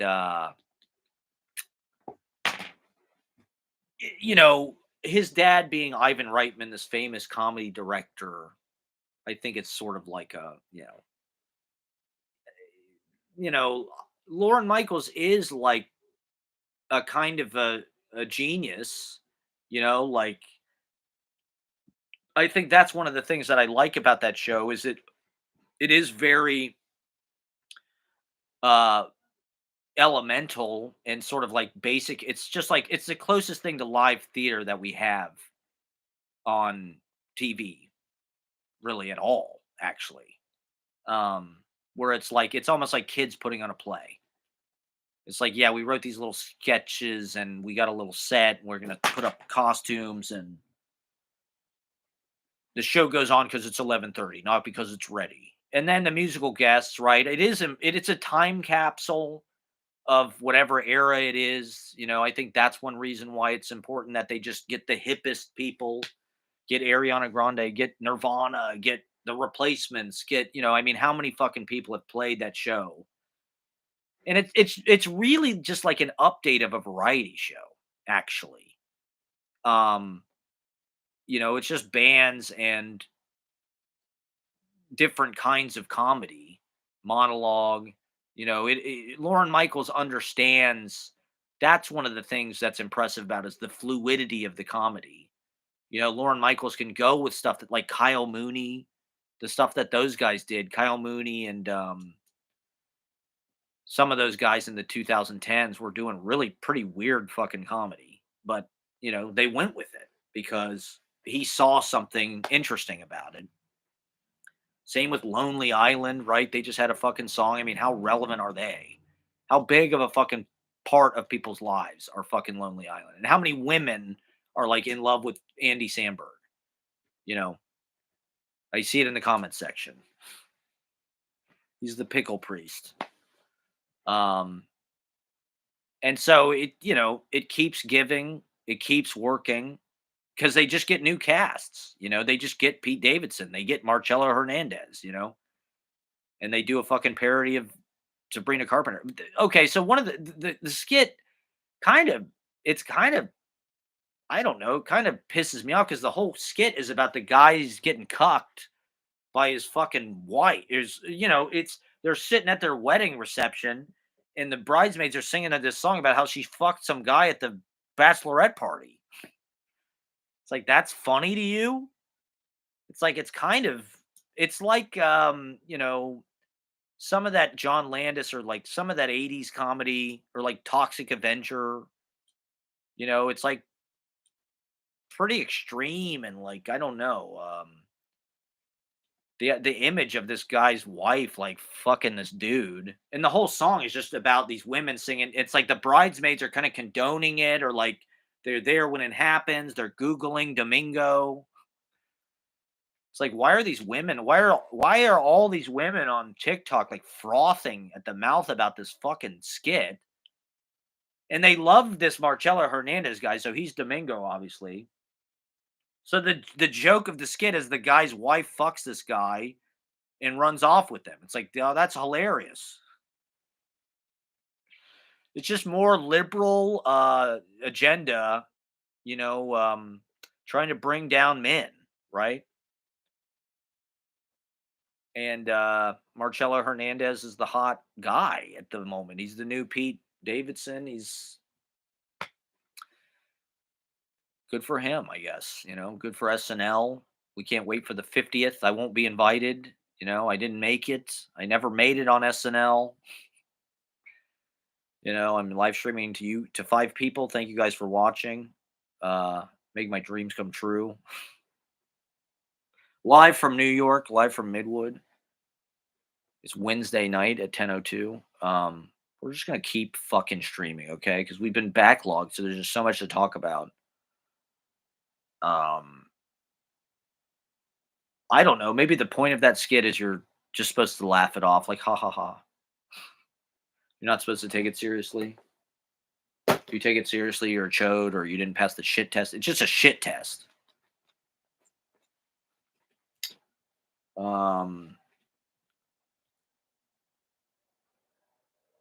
yeah. So it's live. It's weird how things that it does have come back into fashion. Like it's how good is, or how many things on Saturday Night Live get cannibalized for TikTok. It's just like it works perfectly for that medium, the short form, the way it speaks to the immediacy, the culture, certain characters. Saturday Night Live characters are like memes. Not all the Wayne's World fucking catchphrases, swing, making copies. I mean, that shit was like viral before viral. Um, you see it on Saturday Night Live, and all the kids would do it at school on Monday or whatever.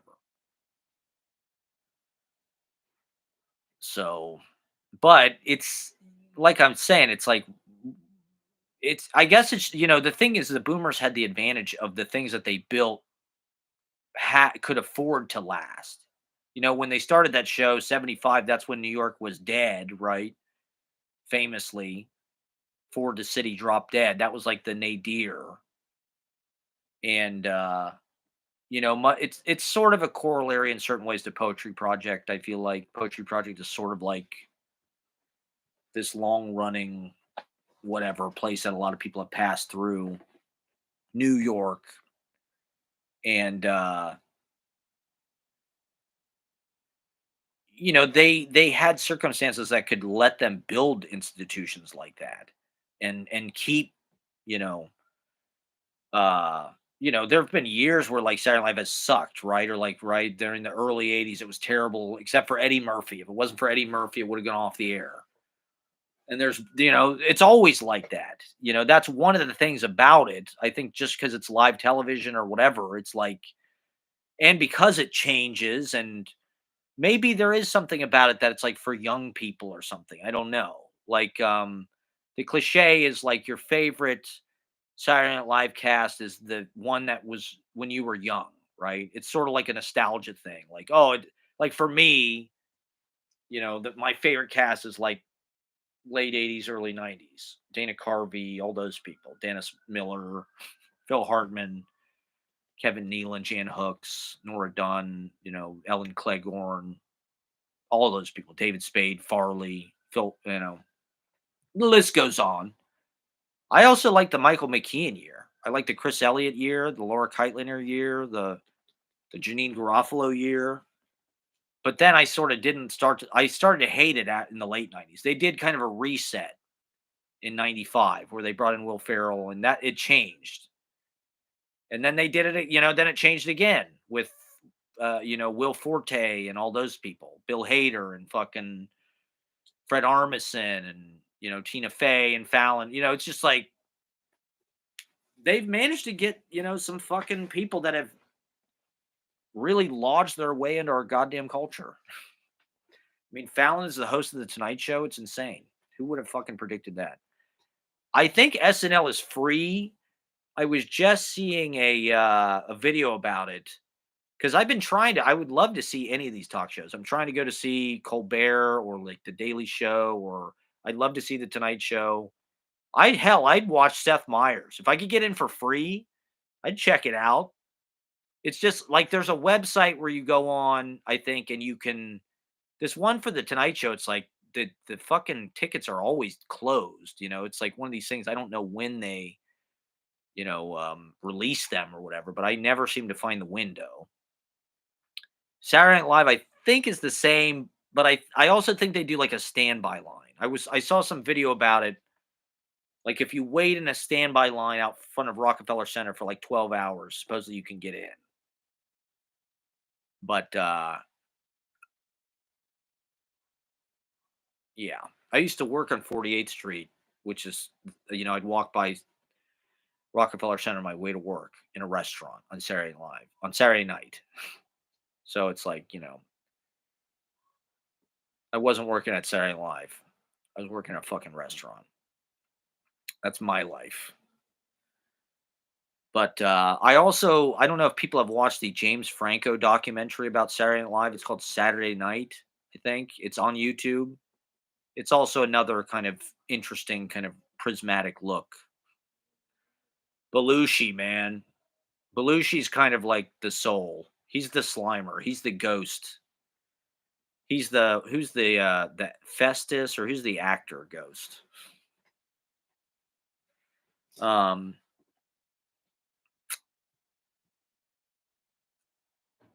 Yeah, so it's one of those things that is just like they're dedicated to. I think it's a testament to just like,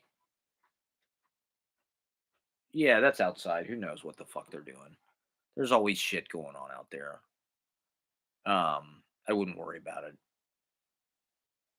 Um, just adds to the excitement. This is like a cop show now. This is propaganda now.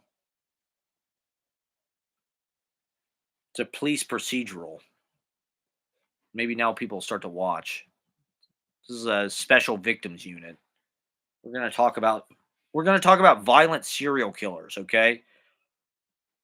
I'm changing my live stream. This isn't working. I need to get women watching. How am I gonna tap into that female audience? Oh, I know. I'll start talking about serial killers and violent murder. That's right, Bruce Holiday. They're coming to arrest me. They saw my live stream. They have to stop this. Lauren Michaels sent his private security. He has to do some more whitewashing for Trump. Um,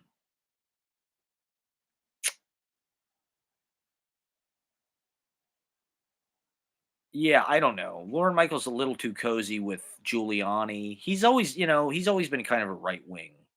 To be honest, I mean, De Blasio never hosted. Eric Adams didn't get to host. Now he's in jail. Is he in jail? Is he still the mayor? What's going on? I'm not exactly sure. Do we have a mayor? Is our mayor in jail with P. Diddy or what's going on?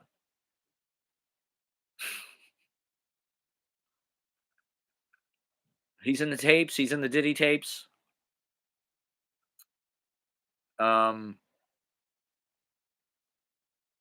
Supposedly Trump can win New York. Is that true? There's no fucking way that that's true. There's no way Trump is within striking distance in New York State. I can't believe that. I think he wants to do a Madison Square Garden rally just for him because it's the ultimate bucket list, venue, especially for a New Yorker. But I don't think he's going to win New York State. That's a little uh, far fetched. Maybe it's just me. Maybe I'm. Who knows? I think the Democrats are going to win. I'm not even worried about it. It's going to be a landslide. It's in the bag.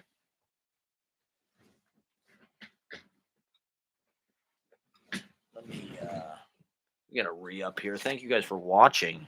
What else should we talk about? Megalopolis.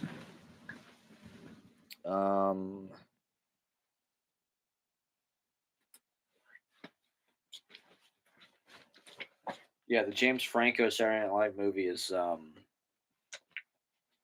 think he filmed it in like 2008 or something. It's like Sandberg, Bill Hader. I don't know, man. What do we do? Where do we turn to? How as artists are we? If I could just get a universal basic income and a stable place to live, I'd be happy. I don't even give a fuck about the fame, the culture, any of it. If I could just live my fucking life, because it's all about, my strategy. It's all about time, especially as a young person. I didn't want, this is one reason why I avoid scheduled labor because I want my days, and it costs a lot. You have to sacrifice a lot, You don't have health insurance, you don't have a steady income, but you have time, sort of, to live stream, to write poetry, to walk around, to look at the fucking trees, to hang out with your friends, to go to open mics, to be an artist, to perceive and daydream.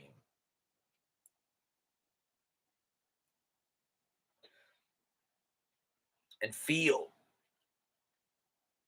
Yeah, the second Joker movie is supposed to be fucking terrible. I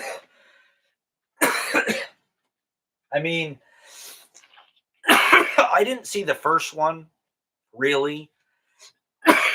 And I'm not really sympathetic to Joker culture. I think something is really terribly wrong that there's this much Joker content.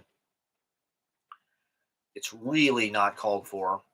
And so I'm not really sympathetic to the second Joker movie. I'm normally sympathetic to things that like like Megalopolis that people just think are like terrible or controversial or wow, what the fuck was that guy thinking? Or big choices, right? Like the second Joker movie is a musical. And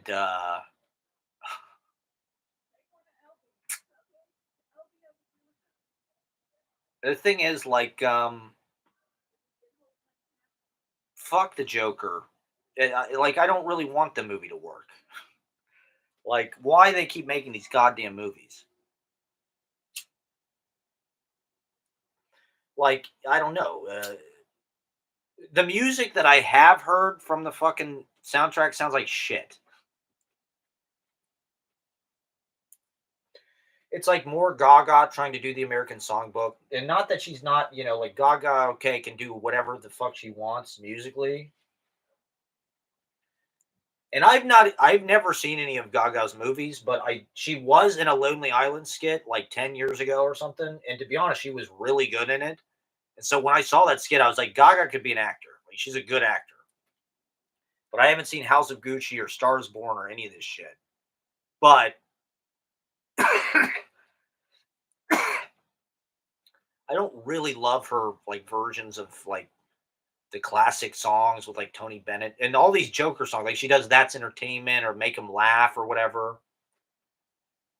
He does Daniel Johnston. True Love Will Find You in the End. It's like I don't need this. This is so unnecessary. Why do I need like some souped up Hollywood strings version? Some La La Land version of fucking Daniel Johnston sung by Joaquin Phoenix. Like usually when people want to make a musical, whenever something like turns into a musical, it's like always a bad idea. I feel like remember when Totoro didn't he direct a musical Romance and Cigarettes? I haven't seen it. Or New York, New York, right? The Scorsese musical. Maybe New York. Maybe the second Joker movie is to the first Joker movie as New York, New York is to Taxi Driver, right? Because the Joker was sort of based on Taxi Driver. So maybe this is their New York, New York. It's their bomb with Liza. They got Liza, they got De Niro. De Niro's playing a saxophone for some fucking reason. I haven't watched New York, New York. Maybe we'll do a double feature.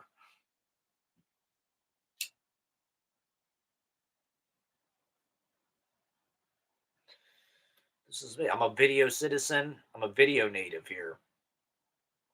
I mean, I love the King of Comedy, the Scorsese movie, but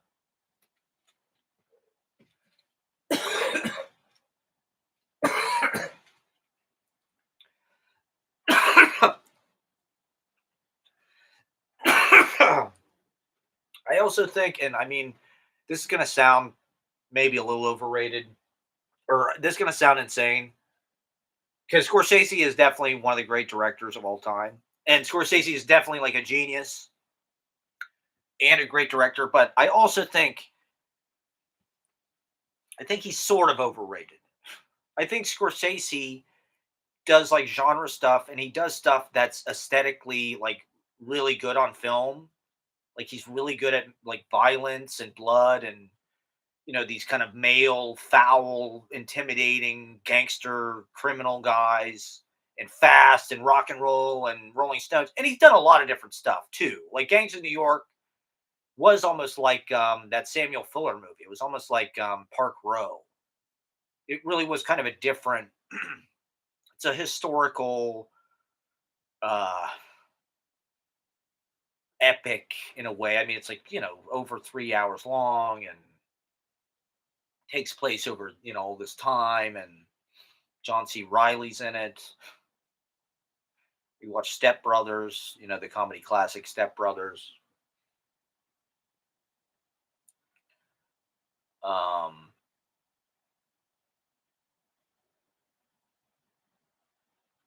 and it's just an amazing recreation of what that might have looked like. So it's, in that sense, that's one of my favorite things about movies is like it's the closest thing you got to time travel in a way or historical visualization of what it was like in another era, what it would be like to be in the 5 points, to see the New York of 1863 or whatever. So you're sort of learning about history, or I mean, that's one of the things that's frustrating about movies taking liberties with these events, because you walk away from the movie going, was that true?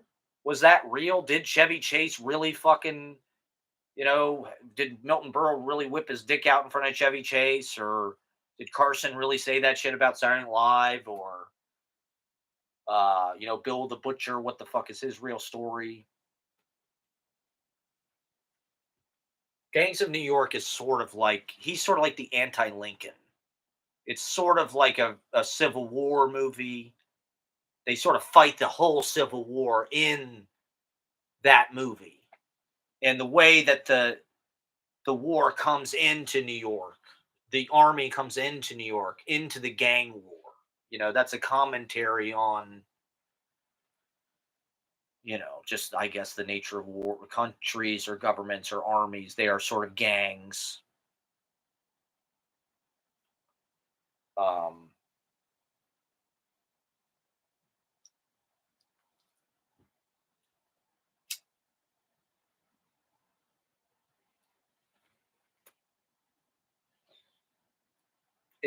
so it's especially poignant that Daniel Day Lewis played Lincoln. Butcher Bill's got that top hat like Lincoln, and the movie takes place during the Civil War. That's sort of layered in. The Irish are a minority class, like the migrants now. Bill Butcher's whole plan. But one of the things that's interesting is the importance of the votes, right? Like, Jim Broadbent plays Boss Tweed. He looks like Ashbury. I think the idea of Ashbury as Boss Tweed is kind of funny. But he's really good as Boss Tweed. He brings this kind of interesting. He's not just like this big fat, you know, um, gluttonous.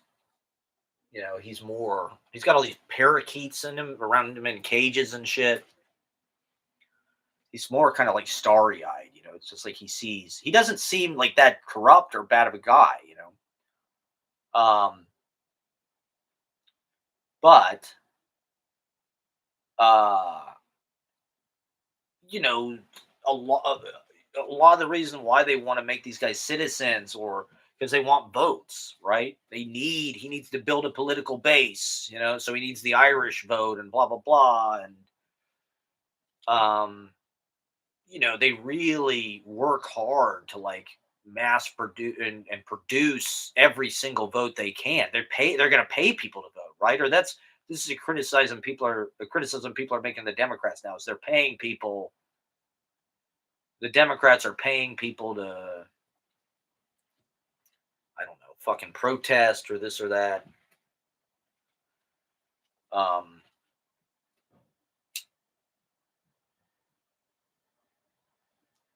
a lot of this shit is nothing new. Gangs in New York, I mean, Bill the Butcher is like Trump. It's the same fucking thing. We don't want these fucking monkeys, is what he calls them. These Irish monkeys.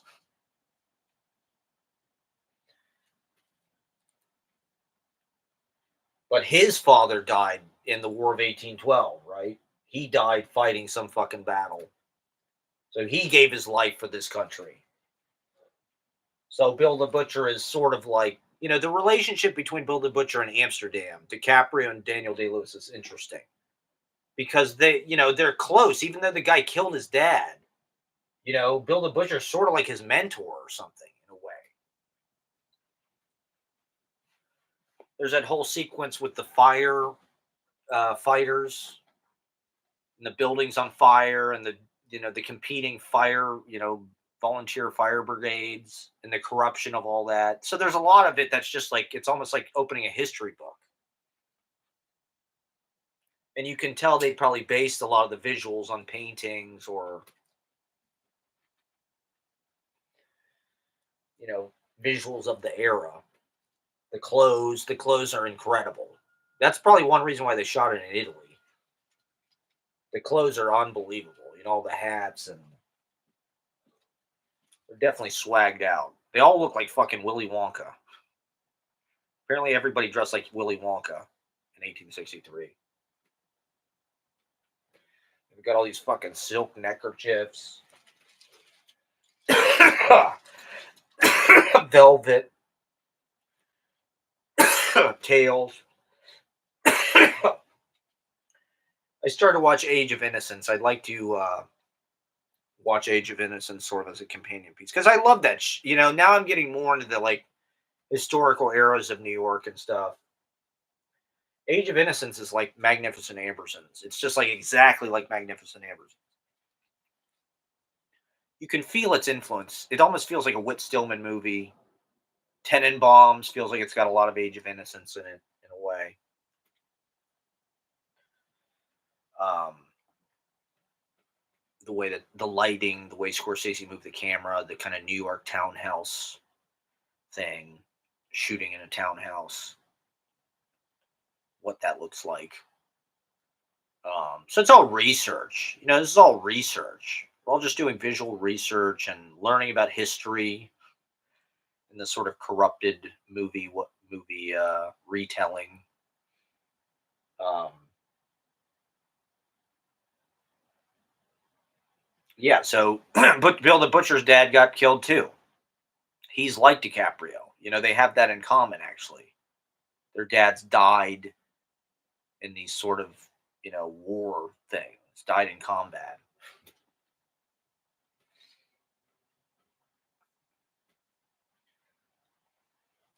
Um, Liam Neeson is like the Qui-Gon Jinn of the movie. It does almost feel like episode one in certain ways. Jake Lloyd, there's like this little bald kid that looks like Jake Lloyd, it's like the young DiCaprio. I don't know. Liam Neeson, I guess, just has that like righteous father. He's the ultimate, like those Taken movies.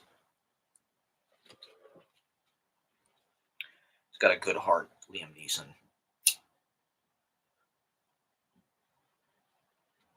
He's Schindler's List. I mean, he's Oscar Schindler. Um, God, what else? We've been watching shitloads of Seinfeld. This is my video diet. This is my dopamine menu. Okay, do you guys have a dopamine menu? Do you know what that is? This is what young people are doing. You get a dopamine menu, which is things that give you serotonin or dopamine or whatever, just kind of make you feel good.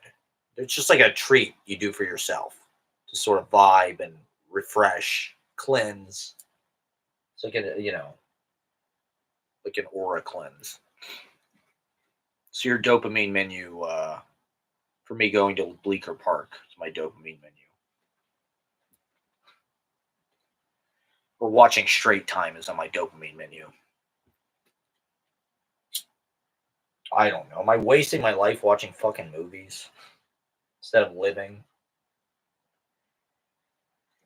I mean, I think I got a little freaked out by, well, I don't know. To me, a lot of it is about safety. There you go. Leap of Faith, I haven't seen since I was like a kid. Maybe I should watch Leap of Faith. That's a pretty interesting movie for Steve Martin to do. Maybe I should watch Leap of Faith again. Is it good? I remember seeing it, as a kid. It seems like kind of a weird pick for Steve Martin in a way. But he's done it all. I mean, Steve Martin has done it all at this point. He doesn't have children, you know? Why doesn't Steve Martin have children? It makes no sense to me. Oh, here's one of my big regrets. I saw a video. Apparently, they did an art show in LA where artists submitted pieces based on LA Story, the Steve Martin movie, right? I don't know how many people have seen LA Story. I love LA Story. I love LA Story so much, I named my book after it. So I'm like, fuck, they did this whole art show in LA about pieces inspired by LA Story. They should have my book. My book should definitely, in my video. I have a whole video. I don't know if people have watched it. LA Story. It's on YouTube. Um, it's a saga. It's probably the most, to be honest, it's one of the best videos I've ever made because it's very emotional. It really has an impact. And it's got the voice memos weaved throughout it, which is something I really haven't done in any other episode. And it really worked, actually. I should probably do that more. But alas, alas.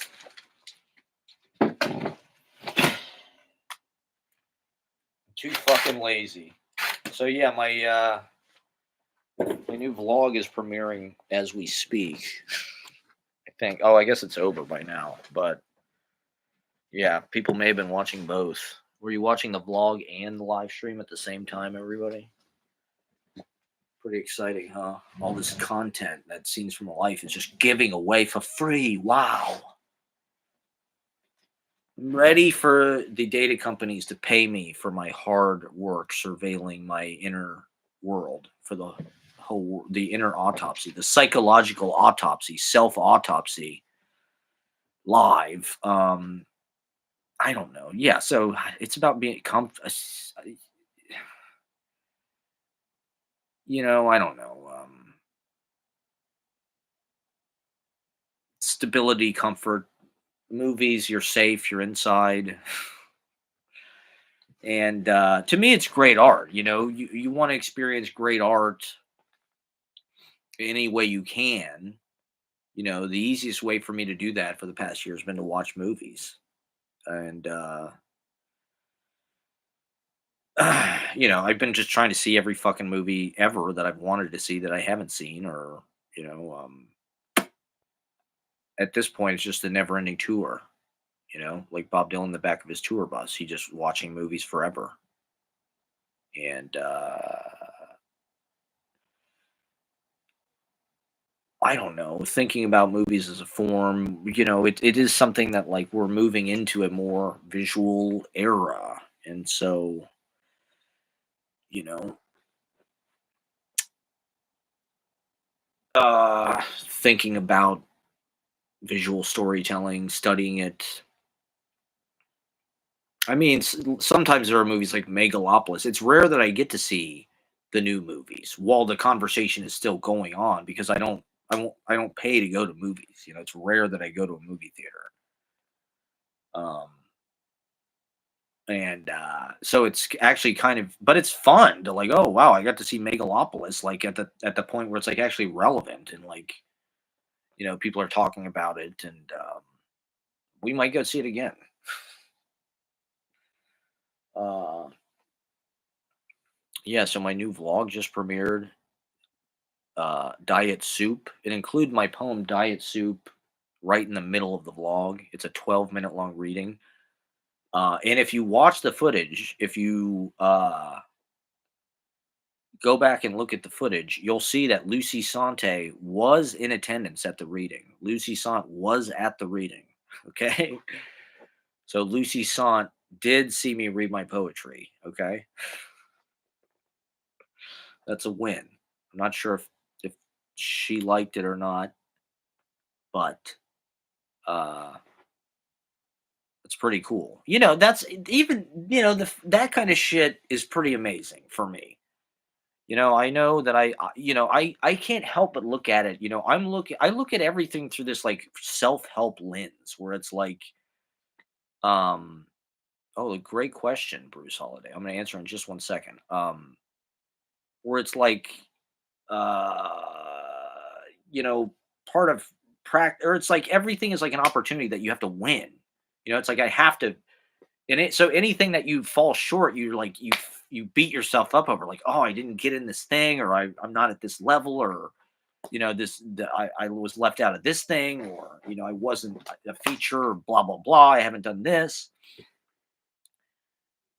and so you're constantly like beating yourself up about like the things that you're not succeeding at or you're not getting. Um, that you could have it's like, oh, that opportunity was right there, and why did I not take a shot, you know?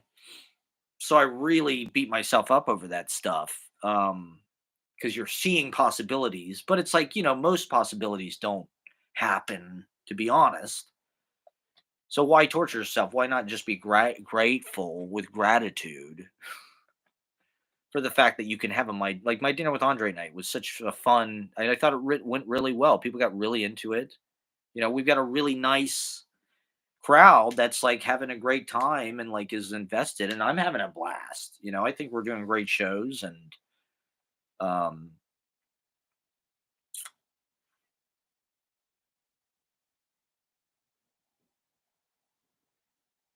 but it's like the fact that I got to fucking read, thanks to Philip and Sparrow.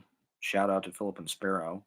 I get to read in this fucking cool garden in the East Village with Bob Holman and Sparrow and Truffles and everybody. Philip, of course, and fucking Lucy Sant was there. To see it. Like, that's pretty fucking cool. Considering I went from being a kid in Columbus, Ohio, reading fucking the Lucy Sant essay about New York City in the Criterion fucking, booklet for Stranger Than Paradise. There's this whole essay about the East Village in the 70s and blah, blah, blah. Not that that was like my ultimate fantasy or anything. It was just one among many things about New York City that were like romanticizing it or kind of, describing it or but it was a very, very good essay, right? And then reading fucking Low Life. If people haven't read Low Life, if you're into crime or even, I mean, just poetic psychogeography of New York, if you're into New York, I mean, Low Life is a great fucking book. It's an amazing, amazing, amazing. It's as good as the fucking Power Broker. I would think it's a classic New York. Like to me, Low Life is on any list. If you want to talk about the best books written about New York, you got to include Low Life because it's like a prose poem, but it's so fucking factual but Lucy Sant, you know, is from Belgium, I think, and is into Rimbaud and was I think a poetry MFA or something at Columbia and started out in poetry. So really, um, their writing is poetry. Um, And I just saw fucking they had some new Criterion essay or something. I just saw 'em, and good on them. So I don't know. That piece said a lot of things that I thought I wanted to say, and so I just put the whole goddamn thing in my blog. So there it is. What's the difference between a movie and a film, in your opinion? Interesting question. I don't necessarily know that I really agree with these distinctions between like I would say like there's a difference. Like something is cinema. This is something I've been thinking about in the episode, the vlog I talk about. I mentioned a few times. This is cinema. Cinema I think is like poetry, where it's like you can kind of feel it when it's happening. When something's like cinema, the cinema. It's just like Paul Mazursky to me is like cinema because it's just like showing you. Buñuel is like cinema. Any of the directors have that kind of Duende, Godard. It's all like cinema. But, or, a fucking TikTok video or some little video on your phone can be cinema. But, there are other things like a Jim Belushi movie. Homer and Eddie, I think, is cinema. Whereas, Real Men, I'm not so sure. Or, the Grodin movie. There's things about it that are cinema, but that's kind of a movie, I guess. Homer and Eddie is a film. I would say movie, it probably has something to do with like commerciality. Like a movie is there's probably more of a profit motive. I think that's why you see more movies about crime or violence or there's definitely war. There's certain things that are more profitable and And also part of the propaganda, like Hollywood wants is a big part of the CIA brainwashing war machine complex. And they love all these goddamn superhero movies. They love brainwashing people with these fantasies about, just obedience and being a cop and, wearing a uniform and brands, and product, and packaging and color schemes and fascism. These heroes are going to save us. These superheroes are going to save us, little helpless people. We're all just on the train. Please save us, Spider Man, from 9/11. Look, it happened. We survived. Okay. Yeah. So I don't know. A movie like, but that's, I don't know. To me, these distinctions, I don't necessarily sign up for that idea that, like, because part of what I love about watching all these movies, and this is something I suppose I learned from Tarantino in a way, is like finding the brilliance in, like, the schlocky, or finding stuff that's like a TV movie or a cable movie, that has like this kind of weird, like The Late Shift. Have people ever seen The Late Shift? It's that movie about Letterman and Jay. I loved that movie as a kid.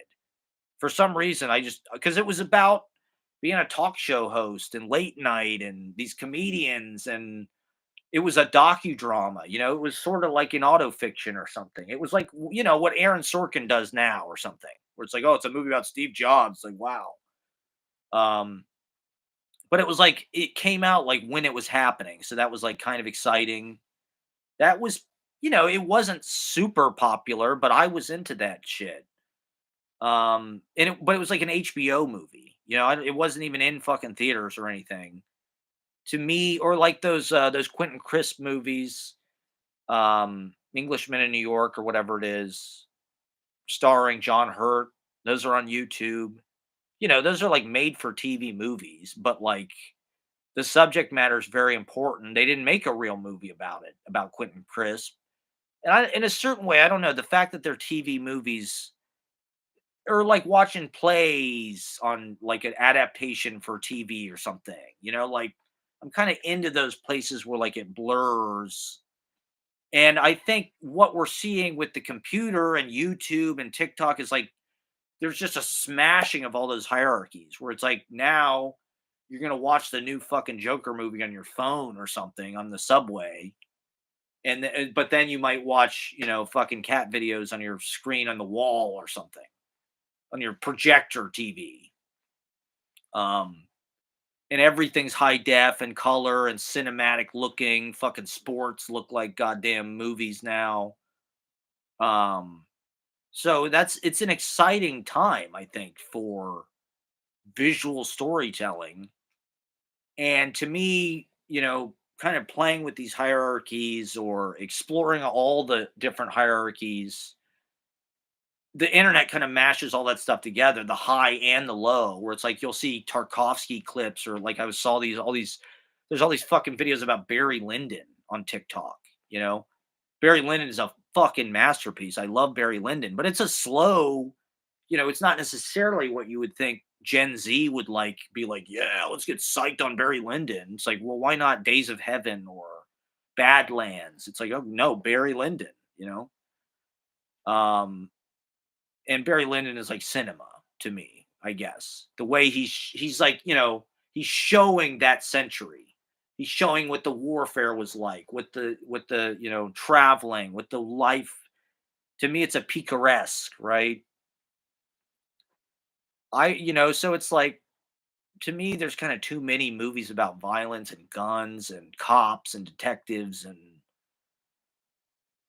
murders. There's too much of that energy. I generally like to stay away from that stuff. That's why I champion things like My Dinner with Andre.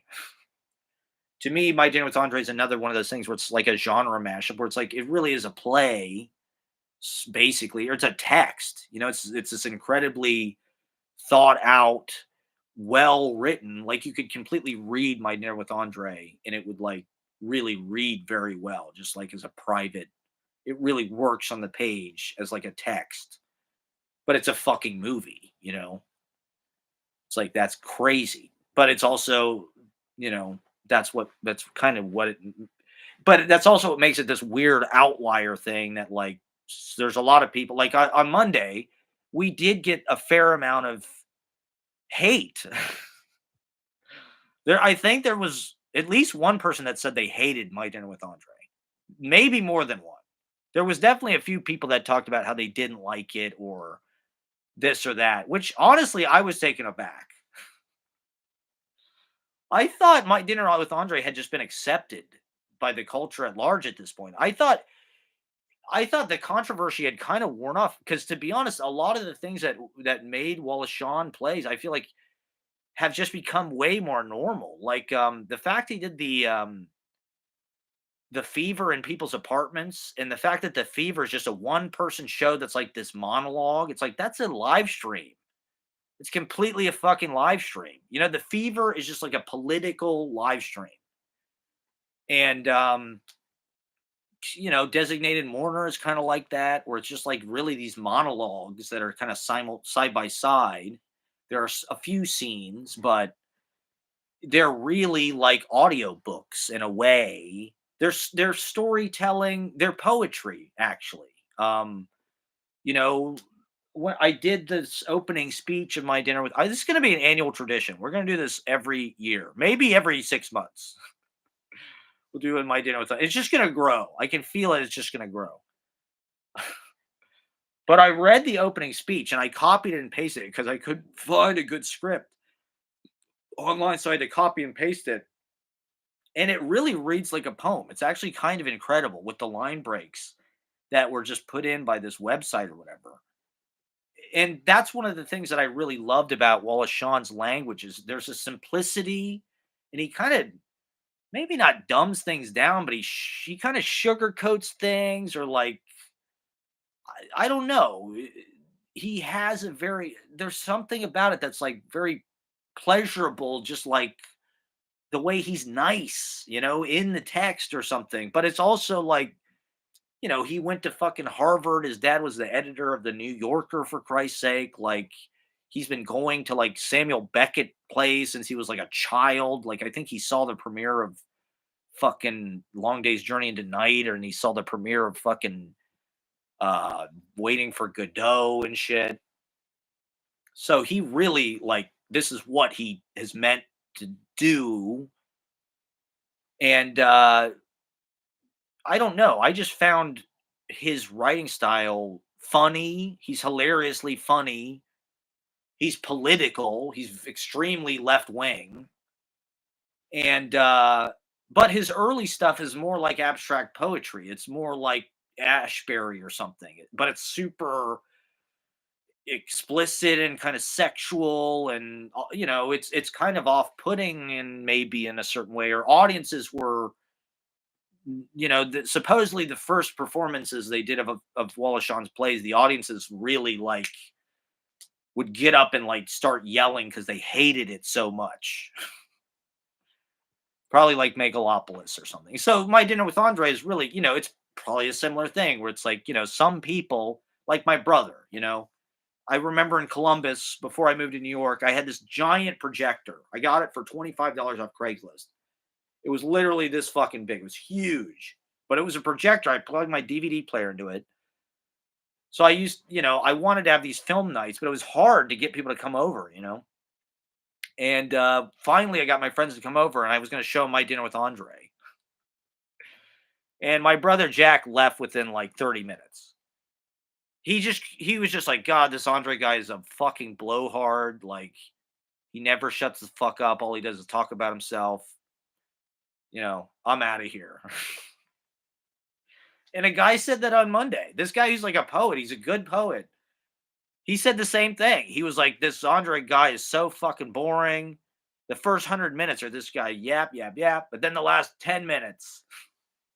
And he's right. I mean, that is part of the story. As Andre is kind of this boorish, privileged elitist. He's kind of, maybe not smug, but he's kind of unaware or something, because he's just so up his own ass and he's traveling the world. And one thing I did want to bring up about My Dinner with Andre that I don't know has really been vocalized is there is a layer that The woman is the one who has to work, right? Debbie, his girlfriend, has to get a job as a waitress to support them, right? He's an actor. He's trying to get jobs as an actor. That's not really a job, or like I think he's a Xerox guy. That was Wallace Shawn's actual job. I think he did Xerox. He like operated a Xerox. But Debbie has to get a job as a waitress to support them, to bring in a little money. It's like that's kind of fucked up that like, you know, he sort of, makes a political point that Andre can afford these dinners and to travel and to have people wait on him and this and that, whereas he has to work. But it's like Debbie is the one that can't, she's not out at dinner, she's at probably waiting on somebody. And then she comes home, she's supposed to cook for him. It's kind of misogynistic.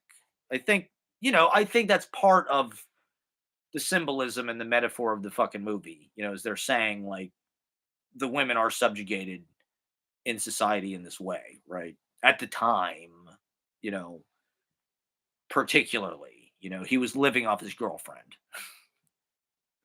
Wallace Shawn was just another deadbeat boomer living off his girlfriend, okay? And he wrote My Dinner with Andre while he was doing it, trying to make a living, in Rob Reiner films, children, classic children's films. His playwriting has this like quality of that. I don't know if that's because he was in children's films, but it's almost like after Aunt Dan and Lemon, his stuff really changes after Aunt Dan and Lemon. It becomes like a little bit less acidic. It becomes like a little more easy to take. It's almost like he has this kind of child storytelling voice, like it's fucking Thomas the Tank Engine or something. Well, not Thomas the Tank Engine, but it's like, he has this kind of like coddling almost that he does. But My Dinner with Andre, I would say, is a film. And it's weirdly cinema, even though it's talking. There is something about it, I think, that makes it work as like sort of a spectacle, you know, sort of like a visual uh sensory kind of first. Um a movie and a film, what is the difference? I mean, yeah. I I think that's part of the fun, right? Like the new wave. They kind of smashed that stuff together. They took genre, gangster, these kind of lowbrow, structure and sort of aesthetic and tropes, and then they put in postmodern, highbrow, kind of like philosophy shit they probably learned in some kind of school in Switzerland or some shit, boarding school. And so it's like high and low at the same time. Um, Tarantino is like that. Death Proof is such a fucking to me. Death Proof is probably one of my favorite Tarantino movies because it's like it really is like the subject matter is very and the style. It's he takes a little more it's a little more raw than his other stuff. Yeah, early Jarmusch. It's amazing to me how Stranger Than Paradise has like assimilated as like a normal comedy film. That like I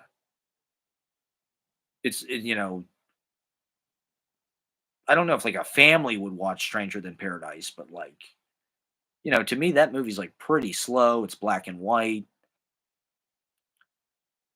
Um I'm amazed that Jarmusch is like he's got 450,000 Instagram followers or how many he's got a shitload of Instagram followers. It's like it's kind of nuts to me how famous Jim Jarmusch is. Considering his style is like kind of slow and like I don't know, it's vibes, I guess. Everybody's into vibes now. Like he's a meticulous stylist with the look and the characters are very cool, and he gets these famous musicians, Iggy Pop or Tom fucking Waits, Joe Strummer, fucking Screaming Jay, yeah, Ghost Dog. My brother got the Ghost Dog DVD in high school. We watched fucking Ghost Dog a lot, actually. I didn't realize how much Ghost Dog is like a Melville. It's sort of like Le Samurai.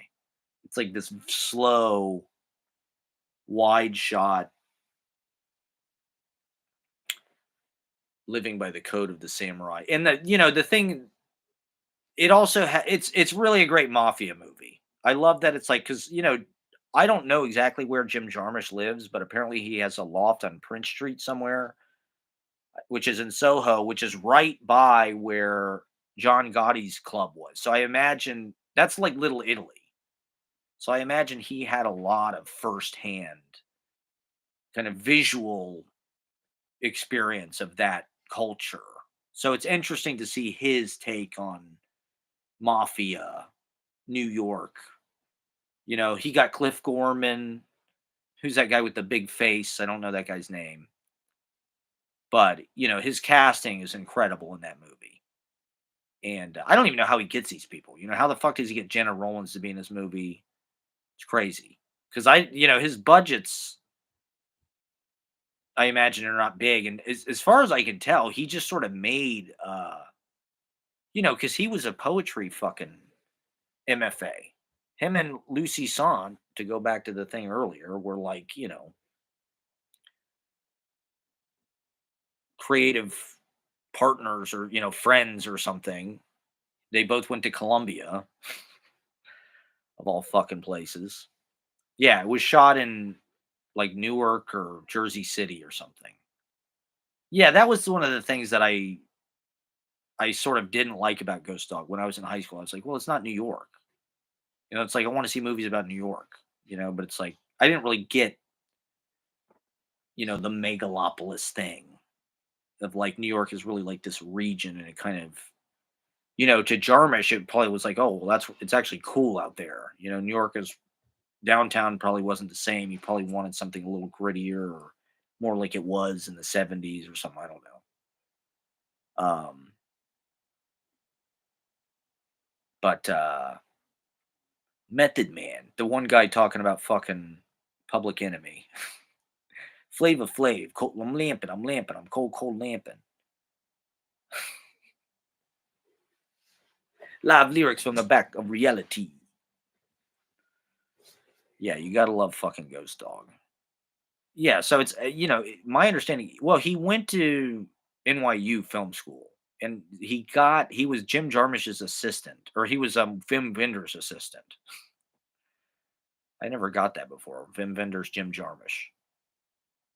But I mean, for people who are fans of, especially those early Jim Jarmusch movies, Down by Law, and I mean, you really got to see Vim Vendors. If you haven't seen Kings of the Road, or Alice in the Cities, it's like, to be honest, I mean, Vim Vendors literally gave Jim Jarmusch the film stock from he had left over from this movie he was making. And so,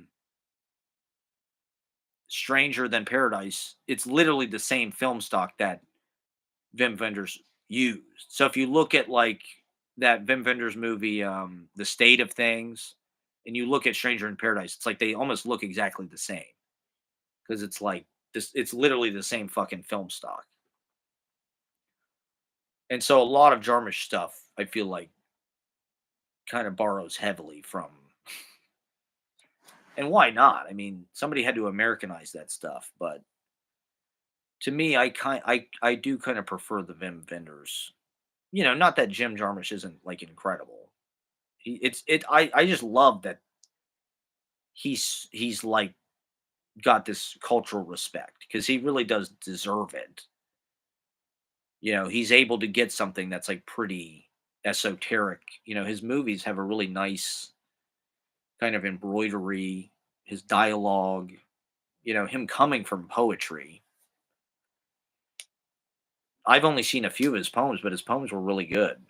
He should come. He's had fucking poems in the New Yorker. Fucking Jim Jarmusch has.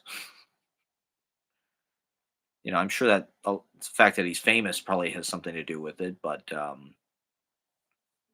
his poems are good. He studied with Kenneth Koch, another alliteration name. So we got JJ, KK, and WW. Three alliterative names in the Jim Jarmusch power triangle. Um, Maybe I'll do 3 hours, so maybe I'll do 20 more minutes. Um, Thank you guys for watching election coverage. Um, yeah, Jim Jarmusch. When was the last movie? That zombie movie? I haven't seen that. Ashley won't watch it. We have to watch the zombie movie. That's going on the watch list. I'd like to see it this weekend. I want to see every fucking Jim Jarmusch. I'd like to watch Broken Flowers again. Um, but he should come out with a book of poetry or something.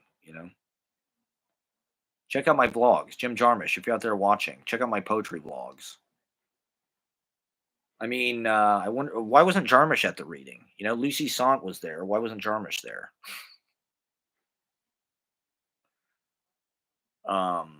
He's from Ohio. I'm from Ohio. Come on, man. Um,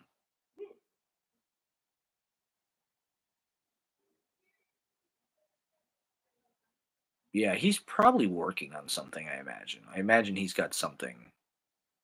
Well, it seems like he's really into playing with his band.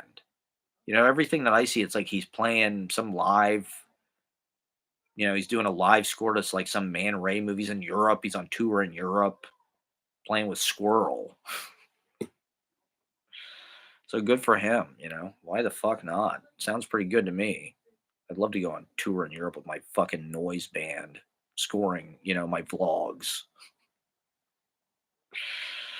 I guess but it seems like he sort of made Stranger Than Paradise almost just like, I don't necessarily know that he was thinking he was going to be, uh, but who knows? I don't know. Maybe he did think he was going to be some big director or something.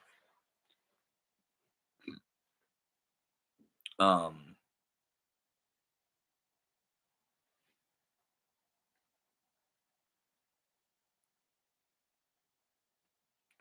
what else is happening in real life? Am I just covering up the trauma with movies?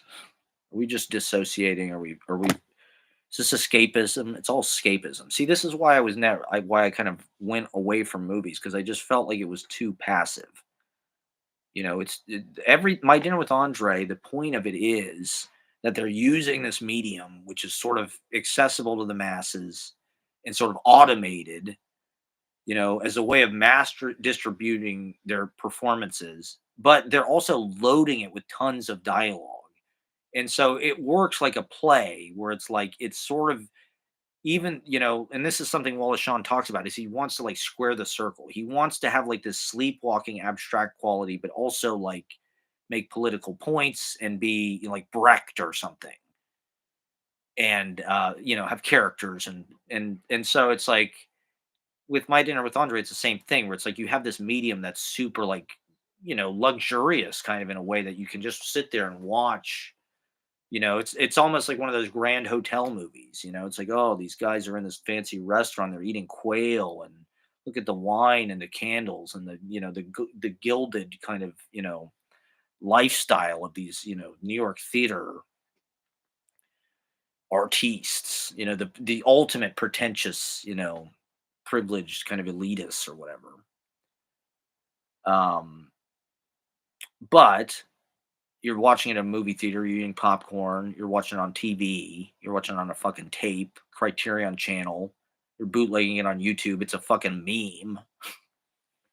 So they got this, they put a message in the movie about what they thought was happening to society, how people were becoming sort of robots, automated, the last burst of the human being, right? And how it was like there was a conspiracy to sort of put people to sleep, to make them passive, to make them obey, kind of this totalitarian financial globalization that we currently are living under, you know? And so, the fact that My Dinner with Andre is memed or like people are like, you got to watch this movie because it fucking, I mean, that's how it was for me. It was like a message into my little Midwestern life about, hey, wake up, you know, and don't be an automaton and I don't know, thinking about things, expressing them through language, having dinner with your friend, listening to your friend, disagreeing respectfully, having a conversation, right? It's really about human connection. That's what the fucking movie's about. He's been avoiding this guy. He's sort of in his comfort zone. He doesn't want to leave the apartment with Debbie. He doesn't want to leave the electric blanket. It's cold outside. It's an inhospitable world. It's New York. It's desolate. It's crime ridden. And Andre's weird. He's talking to trees. He's just in his rich, privileged fucking bullshit life where, he's insane. But it's like, okay, and it's just about, those two guys connecting. And so I don't know. I guess the movie's kind of a lie because it's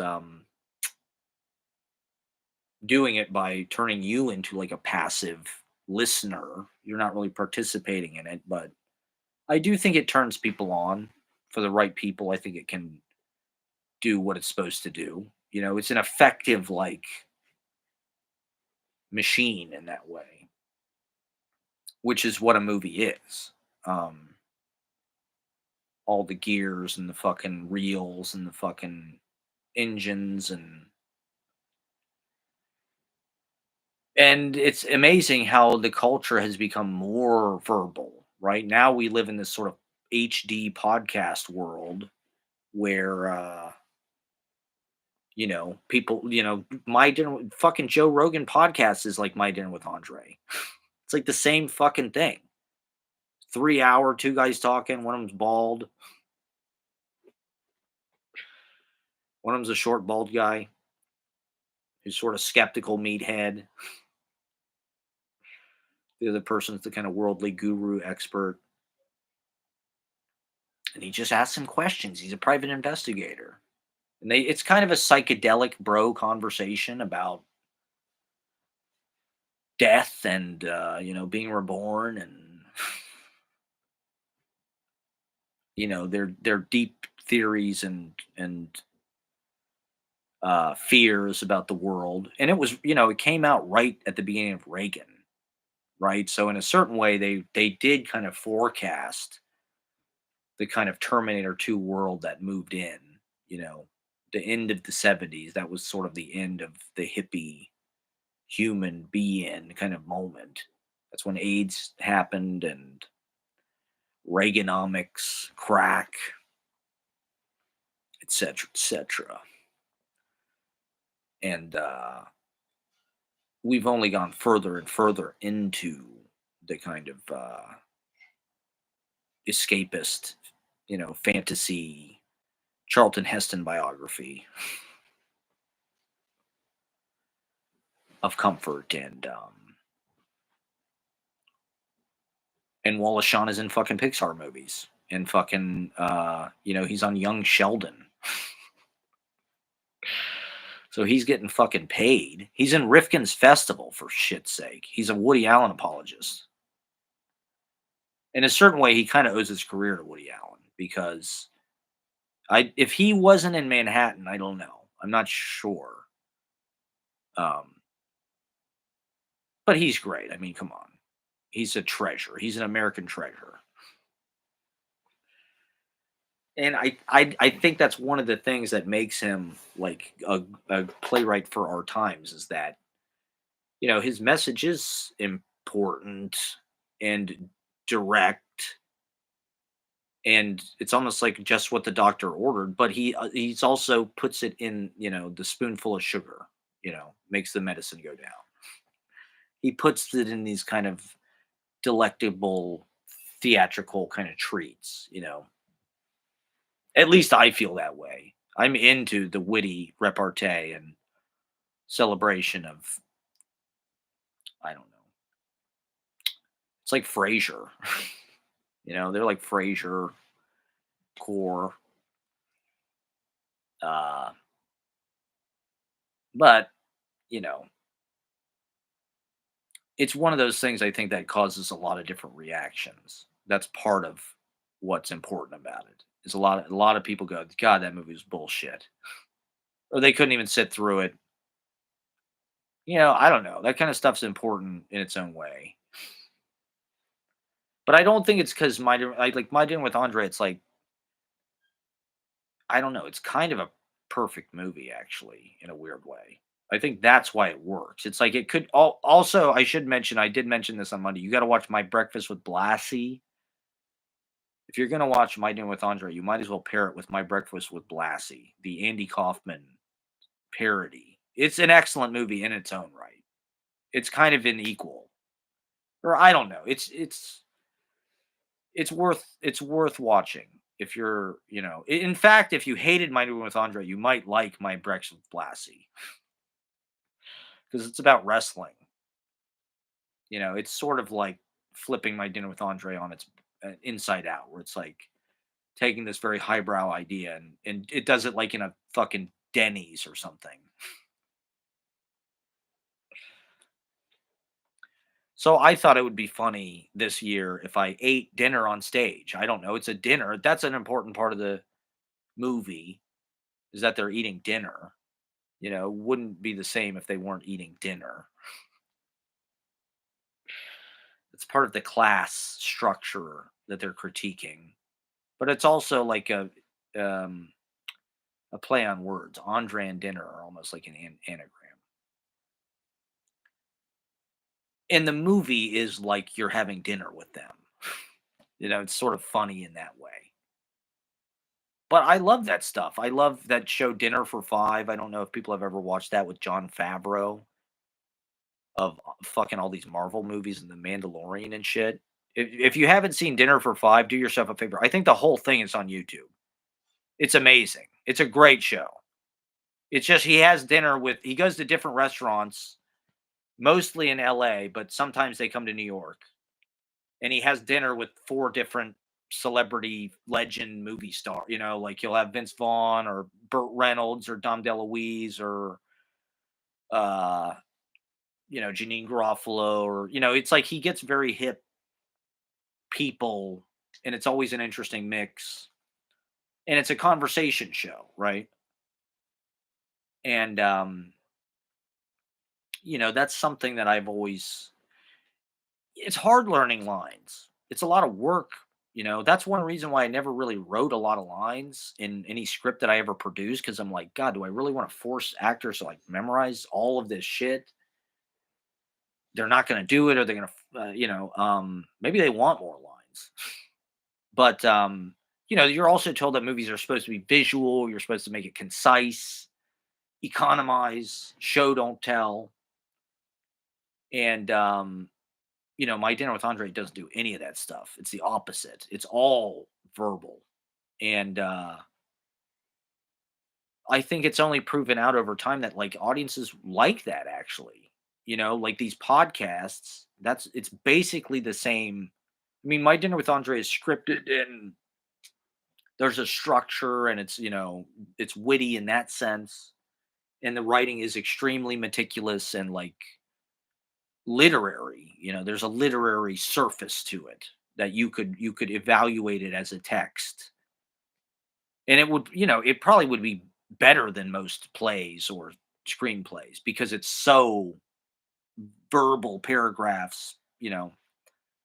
And I talk about David Anton a lot, but like that's obviously a huge influence on this too. Is like these Wallace Shawn plays that are like, The Designated Mourner, The Fever, where it's just like these walls of text, where it's like the character is telling a story or there's some kind of political imperative to the message or something. And just most that's like playwriting 101. It's like you're not supposed to do that. You're not just supposed to have 3-page monologue.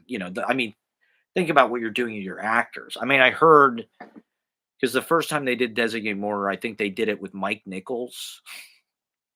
They did it like in the West End with Mike Nichols, and he had an earpiece that fed him the lines because literally it was just like he's like I'm not memorizing this.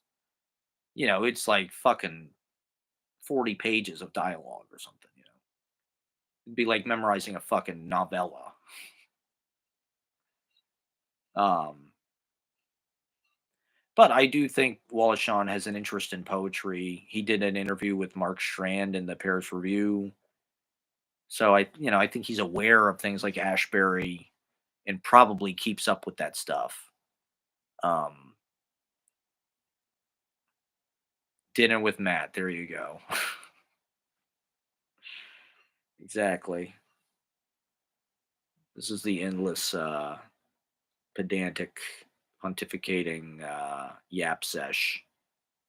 See, that's the beauty of the live stream era and the high def era and the liberation of the content is that now every jack off in America can go to Best Buy and get a microphone and a ring light and just, look like an expert whizzing their fucking opinions all over fucking YouTube for hours and hours and hours every week.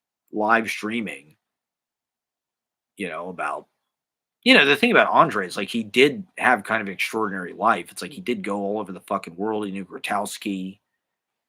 The fact that they even made a fucking movie where they talk about Jersey Grotowski and yet people will watch it and like it's sort of a popular culture, anomaly or like, like it's a part of American popular culture, I guess. It's probably in some kind of minuscule like avant-garde class, but like it's sort of a household brand.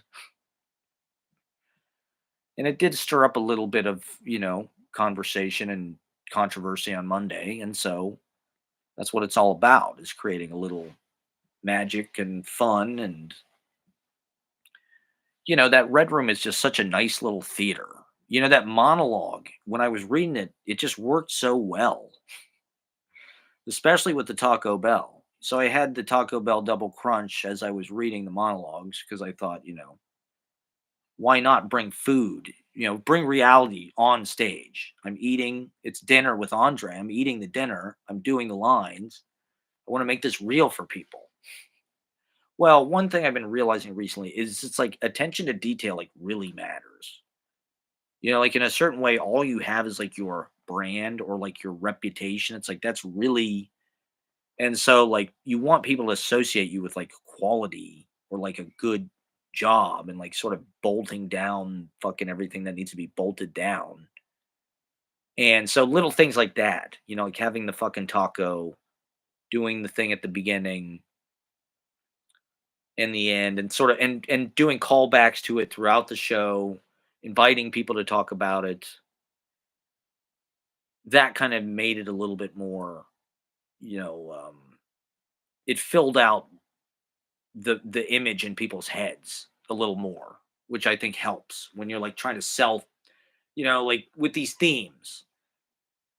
It's like unless you really commit to it and bring something interesting and kind of bigger than usual, you're not going to get other people to commit to it. But if you do, it can create a sense of excitement that's like, "Ooh, this is kind of fun."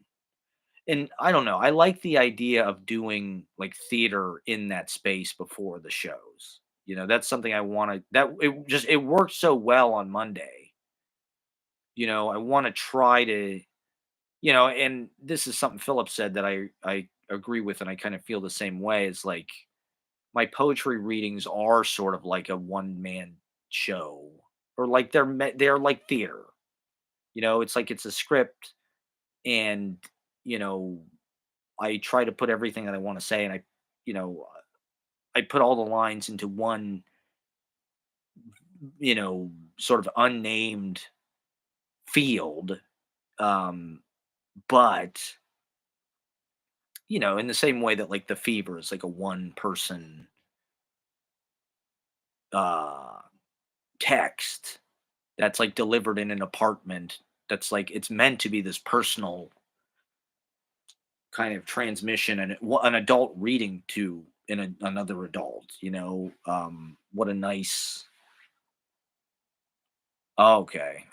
All these references, yeah. There is a lot of references. That's like a problem I have is everything I do is like a reference to something. Um, because I don't have a life anymore. I just have a bunch of movies that I watch. Um,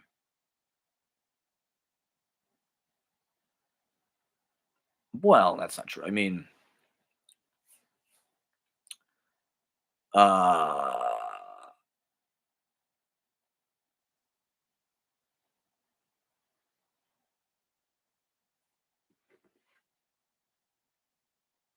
yeah, so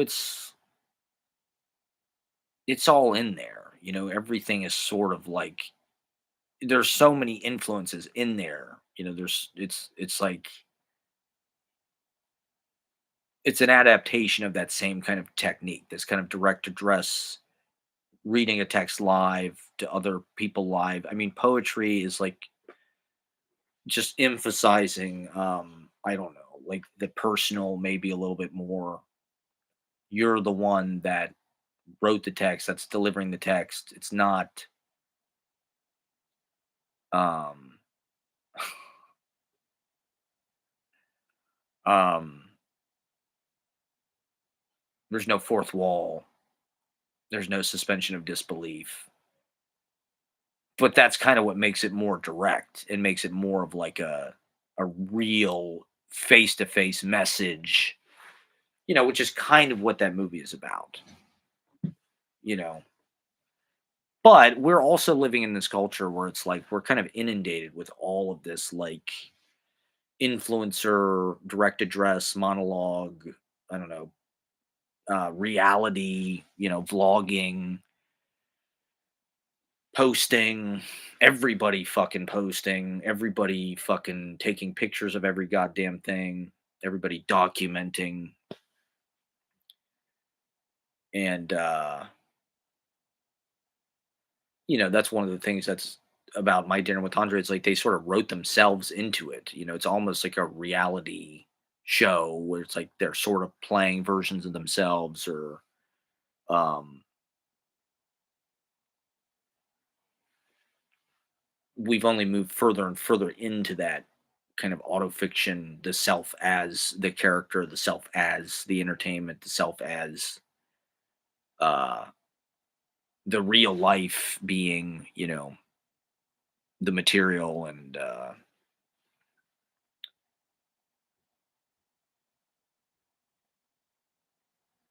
but that was a scripted thing and it is fictionalized and they are playing characters and they did rehearse and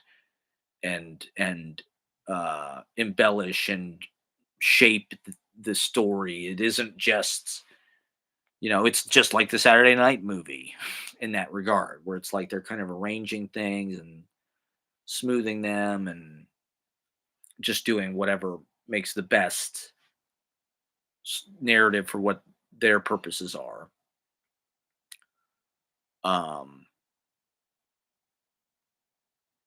for me, I don't know. I'm kind of married to how things actually happen in a way. You know, in my writing, it's like when lines happen, that's when they happen. They go on the page and I don't know. It's sort of about trying to capture that, the actual, like would the 90 minutes before the first Saturday Night Live episode make that concise of a like dramatic representation of all of those themes and shit that they wanted to express in that movie about the death of the old white comedians and Lauren Michaels and being this kind of fucking whatever, I don't know, visionary, like no. To me, I'm kind of more interested in that, I'm more interested in like the home video of how shit actually went down and kind of all of its low grade, you know, uh inexplicable. You can't even you maybe don't even know what the fuck is going on. But I don't know. I think we're at a unique time where like we can capture that or something. We can capture things happening as they are actually happening rather than uh fictionalizing them and turning them into like a script or whatever. Uh anyway, I don't know. It's all interesting. Thank you for watching. I'm probably gonna get off now. I'll probably be back on tomorrow because I have been not streaming as much, so I'm kind of trying to catch up. I need new subscribers. Like and subscribe if you haven't subscribed yet. I've lost 4 subscribers. See if you just let up a little bit. You can't even let up a little bit. You just have to go and consistency, persistence,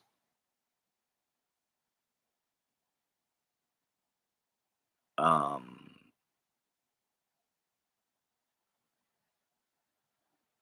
and building the fucking empire one brick at a time. Bruce Holiday, thank you for watching. Soul, thank you for watching. Thanks for the likes. We covered a lot, I think. What time? Probably, I don't know, like, I don't know, maybe later, maybe around this time. Who know? Maybe around this time, maybe earlier, maybe around this time, sometime in that area, sometime between 4 and 10, starting at 10. Uh, I mean, the Saturday Night Movie is kind of an interesting example of that, where it's like a real time. It's almost like a stream, but it's also scripted and it's also very shaped, fictionalized. These aren't the real people. These characters are sort of, they're using it to make certain points or whatever. Uh, I don't know. I guess that stuff is inevitable, but to me, I don't know. I just like a more naturalistic approach, I guess, to making those kind of choices. They should be way more implicit or something than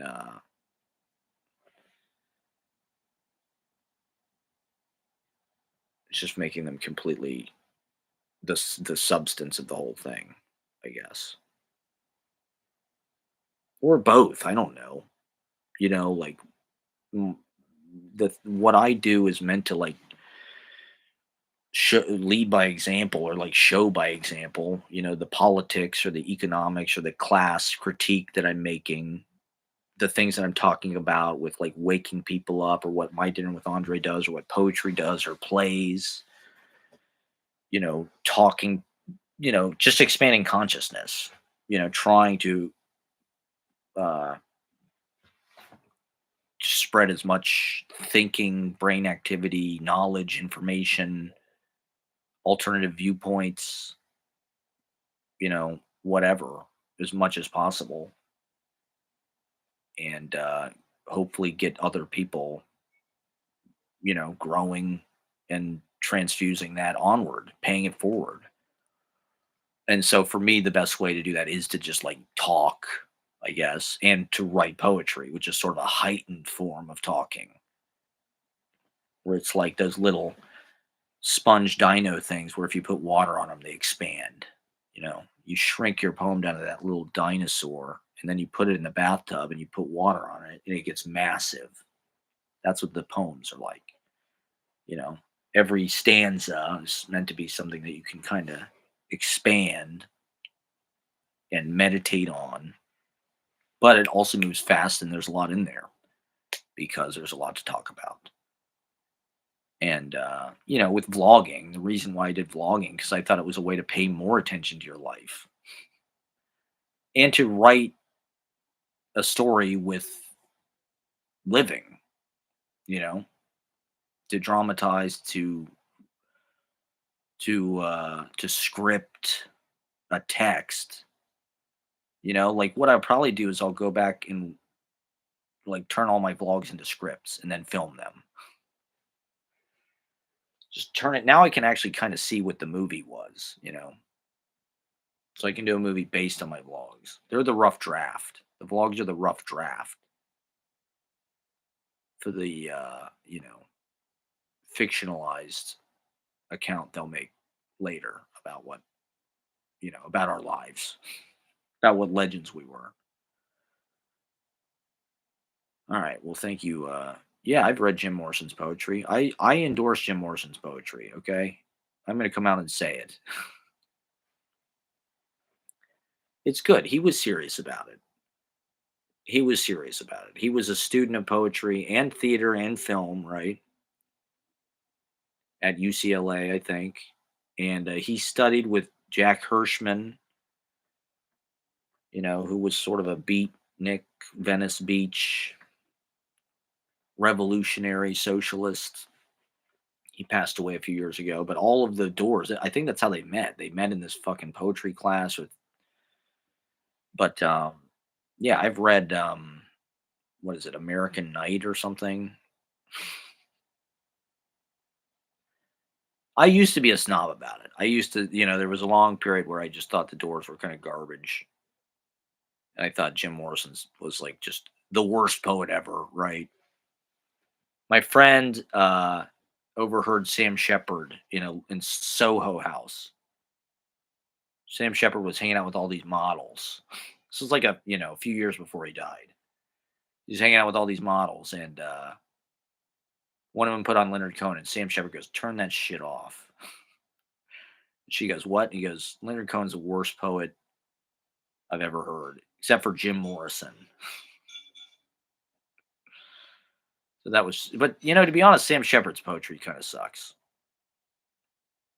No offense to Sam Shepard. I mean, he's a great writer, but I think Jim Morrison was actually thinking about it like poetry. Like I love Jim Morrison's like that American Prayer, whatever that album is where like he's reading and the Doors are playing behind him. It's really good, to be honest. I think some of their lines are incredible. There's a lot most I think that's one of the reasons why the Doors work so well, because they think about their music like poems and the way they place the lyrics. They're very memorable. And sometimes you can't really explain why. 5 to 1, 1 to 5. No one here gets out alive. They've got a lot of memorable kind of quotes kind of pop out at you from Doors songs. And that's because all the great lyricists, I think, were poets and they kind of place their lines like little jewels. You know, when the lead singers give a shit, they really get it right and they get it right in there. But then the band starts to come apart. That's when the leader stops giving a shit. But that's what makes those songs work. It's like there's these little lines that are just kind of like perfectly.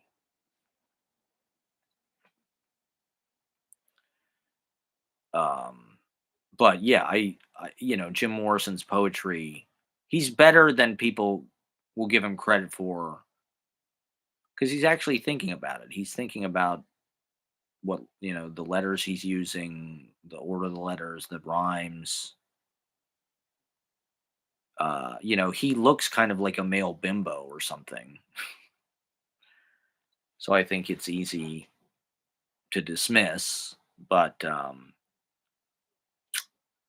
I like the Doors as like, they're sort of a unique presence, I feel like, in American music. They have this kind of mystical quality. The fact that an organ is their main instrument, the guitar player and the drummer are also really interesting players who were students of, music and literature, and you can hear that in the playing. They're not just, another rock band blasting away with two guitars and big drum. The drummer in particular is doing a lot of interesting stuff. That's more like percussion or something than just like some big rock beat. which is sort of what music became after the Doors. And they're a good blues band too, to be honest. I mean, maybe that sound I think they have a really good groove and they're kind of unique. I feel like among American music, their sound, they're not just another guitar forward band. There's no real harmonies. Yeah, he was a jazz drummer, exactly. They all love Coltrane and shit like that.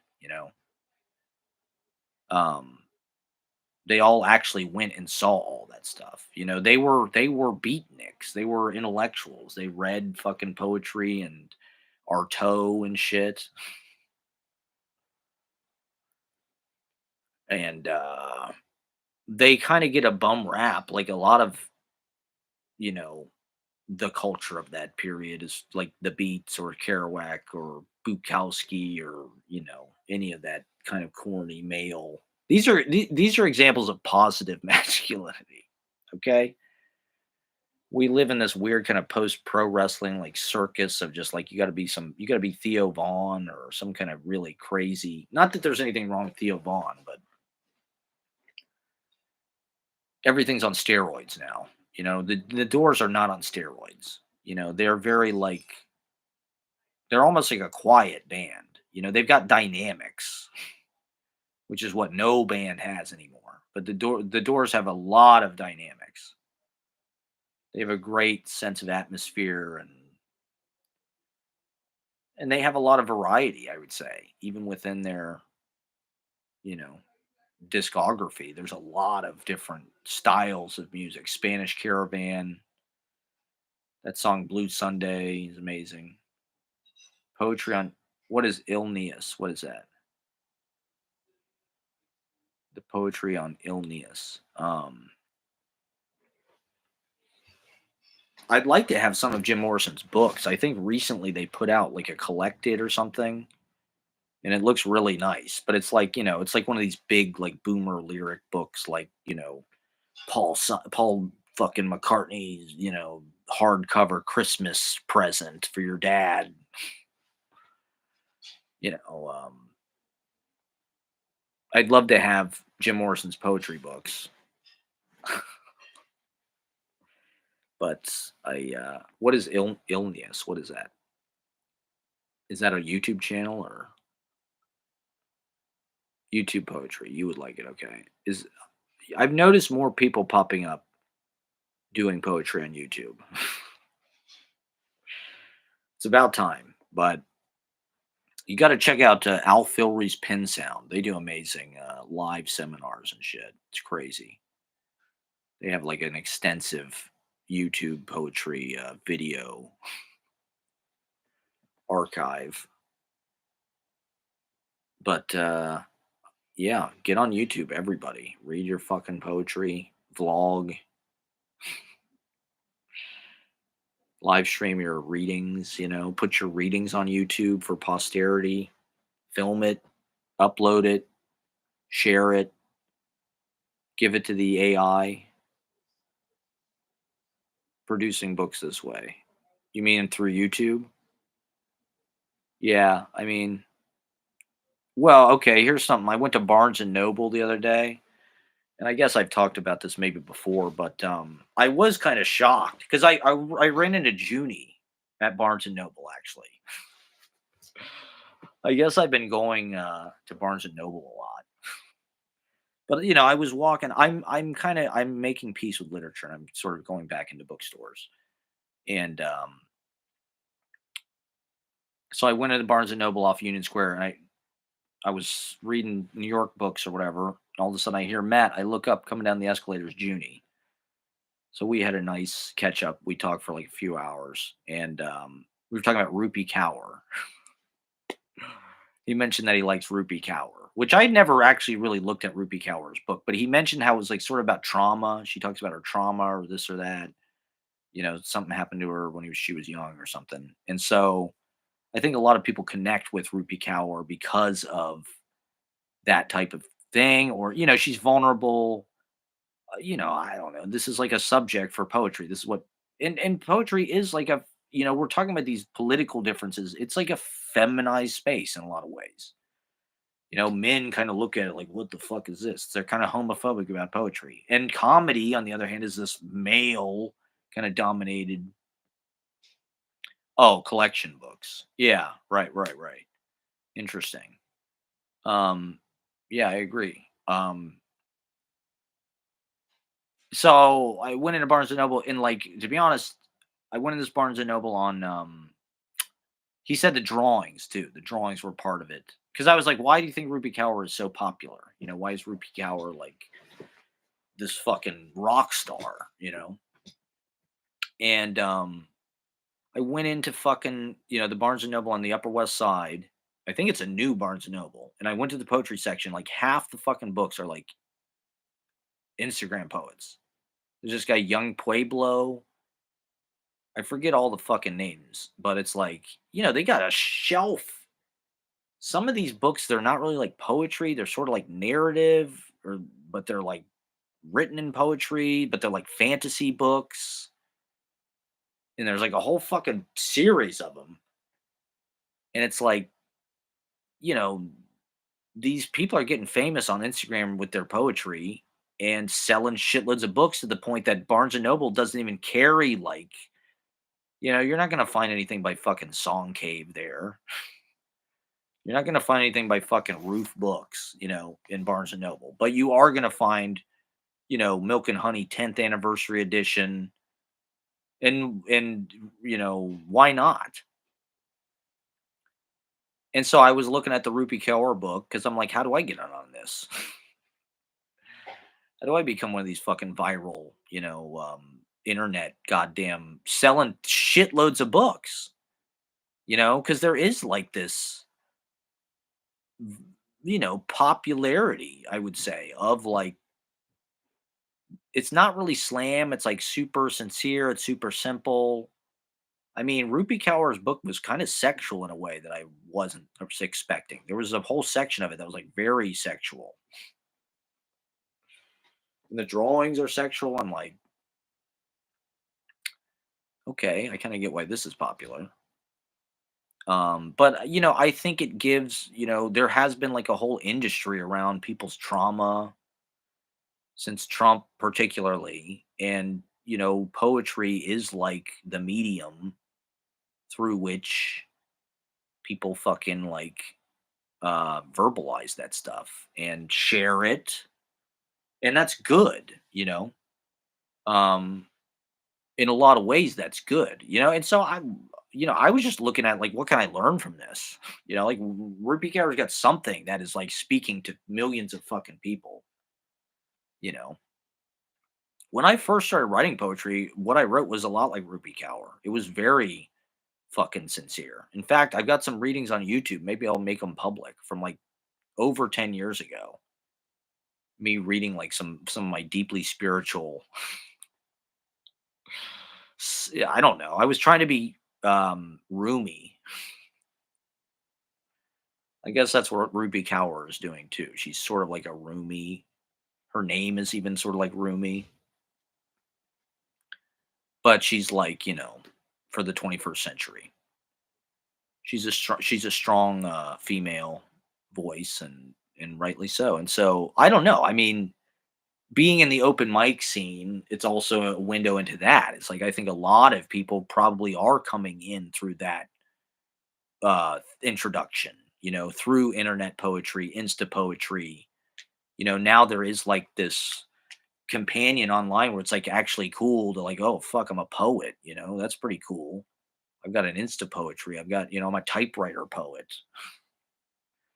We were talking about Junie was telling me about typewriter poetry because he does that. He's apparently they're very territorial, which I guess doesn't surprise me, but it's also kind of like, wow, okay. So I don't know. It's an interesting time where it's like I don't know there seems to be like a market for poetry or something. I mean, maybe not necessarily that shitloads of people are buying these books, but if you walked into a poetry section in Barnes and Noble 10 years ago, it would have been way different story. You wouldn't have seen any sort of sanctified by, like, New York publishing. Um, yeah, exactly. I agree. It is important. I agree. I think it's amazing. I think it should only get more. Poetry should be a popular form, just like comedy. It should be just as popular as comedy or music. They should have and it could be. I think people want. Yeah, exactly. People are looking for you know people to express what's going on. And yeah, there you go. You haven't said that's good. I think people should. This is one way. This is a good thing about social media. I think is it does like give a place for people to take their art more seriously and to be active about it. Is like, yeah, I'm gonna fucking write some poems and put them on goddamn Instagram, and then go to an open mic and read them. And who the fuck knows? Maybe they'll take off or something. It's like, what would people have done 20 years ago, 30 years ago? It's like you'd have to get into a book or, um, you have a way of making it real. And it's like, I think that's cool. I'm glad that it's like cool to be like a poet, or like it's a way that like young people are like, you know, um,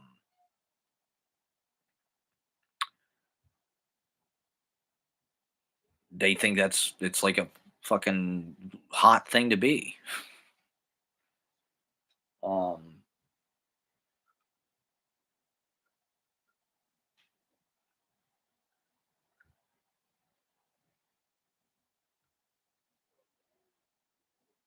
and yeah, more fucking of that. We need more of that.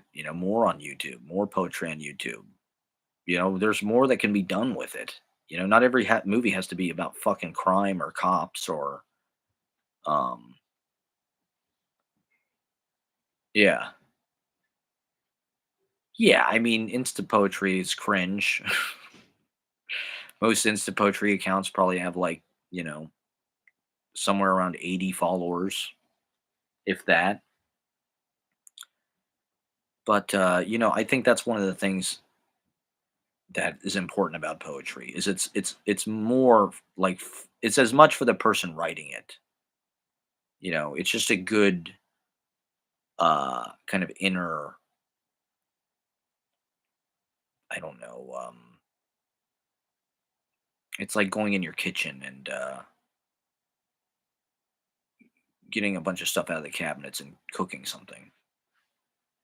Do you imagine where this kind of which poetry? Instagram poetry or well, to me it's kind of exciting that there's an alternative theoretically to what I'd like to believe is that things like Rupi Kaur and Young Pueblo or whatever the fuck this stuff is are like a gateway, into a life of poetry for more people. And I think it is. I don't think it's just a fad. I think our culture has been extremely like exclusionary to poetry. And because it's not profitable to the corporate capitalists, like violence and crime and comedy and crime, like this fucking book was talking about. Um, Poetry makes people think, it makes people look at the world in new ways, it gives them their own originality, their own spirit of invention. It teaches them to listen to themselves and speak from the heart and from the soul, and to close read. you know they don't want people to close read. That's for goddamn sure. There's been a lot of effort in the last 20 years in particular destroying people's ability to close read. I mean, right? There's all these articles about Ivy League fucking literature students won't read books. The professors now are finding that kids today cannot handle the reading that's being assigned. They can't read an entire book. These are like English majors. They don't even want to read one book. It's like, That's one reason why I'm moving into the YouTube space and into why I treat poetry like show business, because I want it to be fun for people and I don't want it to be boring. Poetry should be, as like, what does Frank O'Hara say? The only thing better than, the movies is Whitman and William Carlos Williams. It's like poetry should be as good as the movies. Poetry should be as good as funny people or whatever fucking Seth Rogen movie is out. And so I think Instagram poetry does that. It does something that nothing else can do, to be honest. Nothing else can express those deep feelings, those soulful, like, our culture just wants to destroy that. America doesn't care about that. They don't want that. They don't want duende. They don't want there to be a soul that even exists in this fucking country. And where does it? You tell me where it is. You tell me where the fucking soul in this country is. There's just like show business. And there's other businesses. There's MFA business. There's Poe Biz. It's like, what about fucking Pablo Neruda? Um, what about fecundity? And so I think they really don't want that in this country. Um, but the people do. We want that as human beings. That's why I think Instagram poetry is popular and Rupi Kaur is popular, and the same reason Reese Witherspoon has a fucking book club, and you know, all these, Kaya Gerber has a fucking book club, and reading is sexy. There's nothing sexier than poetry, okay? There's nothing more pretentious and smarter and prestigious and elitist and unpopular. The thing about poetry though is it doesn't really care. Poetry's kind of impervious to popularity. It's always there. It's used to being unpopular. In fact, I think it kind of wants to be unpopular. There's something about poetry where it's like it wants to be fugly and like disagreeable and like it doesn't need, you know to dumb itself down. But I I hope that once again, like, Instagram poetry, social media in a weird way, it's been bad for so many things, but it's been great for poetry. Social media is like this weird form of what poetry does, where it's like you suddenly can share your kind of solitude with with everybody publicly. It's like that's really what poetry is. It's just like witness. It's like, oh, I saw this. Oh, I thought of this. And here's a line I thought of. It's like that's Twitter. Oh, isn't this pretty? Yeah, I'm gonna write a line about I'm gonna write a haiku about this, or I'll just take a picture of it. It's the same shit. And then Instagram poetry, I mean, people read that shit. If you post a poem on your fucking Instagram, people will fucking read it. Particularly if it's by Mary Oliver. If it's some kind of fucking Mary Oliver thing, people will read it. The internet has kind of, you know, reset us back to like a little text in a bottle, you know, like putting a fucking message in a raven's claws. And that's what poetry is. It's just these short little text messages. Uh, but it can also be live streams. That's why I think it's just so pathetic that no poets are getting in on the podcast, because it's like they would be so good about talking about everything. There's nobody better at talking. We've got this whole industry of talking that's being built before our very eyes, an overwhelming glut of content and information. And yet, what are poets are just sitting on their thumbs. Yeah, I don't know. they're not flagrant with Andrew Schultz. Let's get four poets together. Let's create a poetry flagrant already. Jesus Christ. What are we waiting for? All right. Well, thank you guys for watching. There's my Butcher Bill hat. You guys are the real heads. You're the poetry heads. Thank you. This is a niche. Even among poetry, it's like we're in a niche. Poetry is obscure enough, but then it's like, okay, well, we're in like this really fucking niche, elitist, exclusionary quadrant. So, like you said, all these references and shit. It's like, who's going to get all these references? Well, Junie and I were talking about Bukowski too.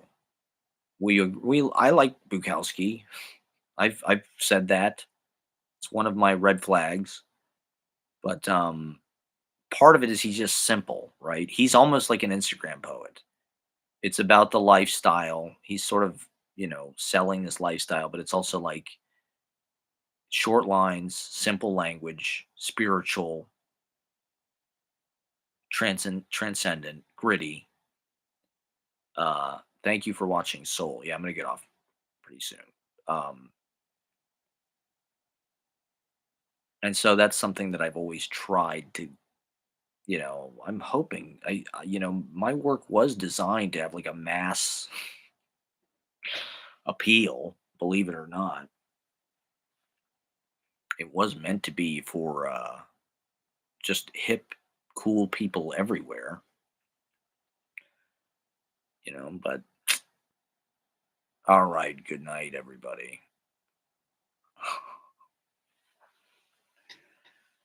The culture doesn't work that way anymore. It's hard to figure out how to be relevant. You know, Chappell Rowan's having her moment. She's like, or it's Brat Summer. That's ubiquitous. I just don't, if fucking Ivy League literature students aren't reading books, it's weird because there is like this market, right? Like people are buying these poetry books. I guess. Maybe it's just some latch ditch effort by Barnes and Noble to try to get somebody to read, but it's like to me there's a little bit of like, you know, sex appeal. It's like it's not just publishing industry kind of gate kept Ivy League whatever MFA people. It's like these people are just on the internet or something and they got an audience and they're publishing books. Theoretically, maybe somebody good could do that. I don't know. Once again, I just think the audience sucks. I don't know. There doesn't seem to be anything made. Uh, that isn't some nepo baby thing or um, it's just some honest piece of American classic. Um,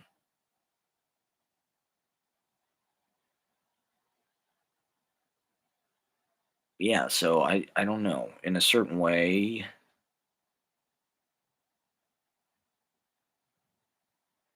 it's hard to tell if there's going to be a market for writing, but I guess there is now. There are people. Once again, like Twitter is like a big literary cocktail party. So there's plenty of people out there that want to be literary that I guess the question is, do we have time to read? Can we get away from the distractions? We get away from the phone, the internet to sustain your attention span, right? Like Bruce Halliday said, there's no attention span. That's one reason why I write the way that I write because I don't expect people to have an attention span, and having an attention span does no good with my writing because I'm jumping all over the place. It's designed for people with no attention span. I'm literally trying to, because I thought that was just Everybody's on Ritalin, everybody's on Adderall. I don't know. It's like there is no attention span anymore. Like you're saying, it's just what's the next video? What's the next dopamine hit? Swipe, swipe, swipe, swipe. And so the idea that a poem is going to stay focused on one thing or what, I mean, a poem, I guess, is short in and of itself. So maybe your obligation is to put a little prescription in that and give it to somebody. But for me, it's just like the chaos of the breakdown of the attention span is what's happening. We're just so inundated with non sequitur images. We've seen way more than anybody else has ever seen. What is it? There's some meme that's like, hundreds of years ago, your ancestors would have only seen like 20 baddies in their whole life, right? Their whole life, you've only seen 20 baddies. And it's like now, it's like, we see so many fucking baddies on Instagram every second. There's this like illusion of abundance, right? Where we think we can have everything because we can have any song, any movie, any content. We get it immediately, we get it for free. But it's like people aren't like that, you know. Sex isn't like that. Success isn't like that, you know. Things take time, things you get you don't get what you want every time. I'll be on tomorrow, I think. I'm gonna get on tomorrow at some point, tomorrow evening or sometime between 4 and midnight. So, and I usually get on Tuesdays and Thursdays. My schedule is usually I'm on Tuesday night and Thursday night. So, like and subscribe. Thank you for watching, everybody. You know, thanks for watching. It was a nice stream. Bruce Halliday likes to read, but he's old. Well, yeah, I mean, well, that's the other thing. Are fucking Gen Alpha, are they even going to be able to read? As far as I can tell, they can't even speak the English language. Everything's skibbity Ohio. They're making up these phrases that make no sense. Words don't mean anything what they're supposed. Skibbity Ohio toilet riz. You're Sigma. Looks maxing. We're looks maxing here. We're mewing. Okay. We've got brain rot. Okay. It's all brain rot. It's all brain rot, vocal fry.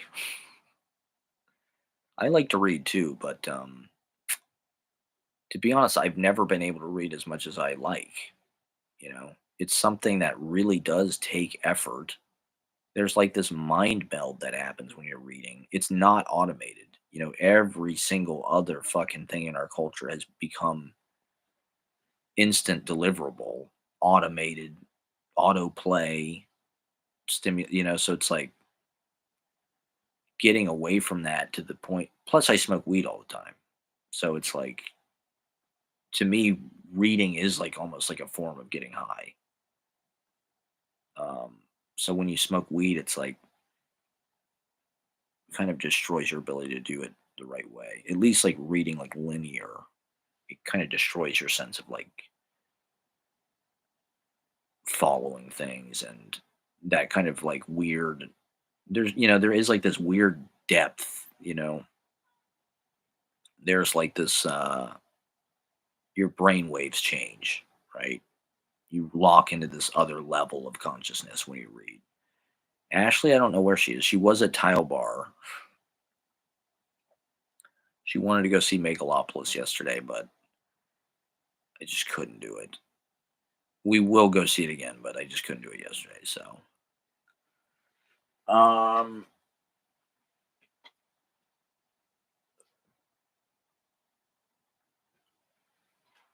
poetry is just like it's like a different. There's poetry offers you a lot of different kinds of reading.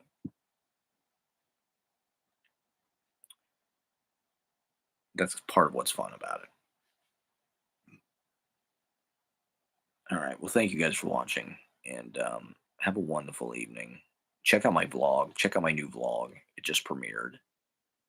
Watch my controversial diet soup poem. The reading with illustrious elders. All right. Thank you guys for watching. Have a great night. I'll be back on tomorrow.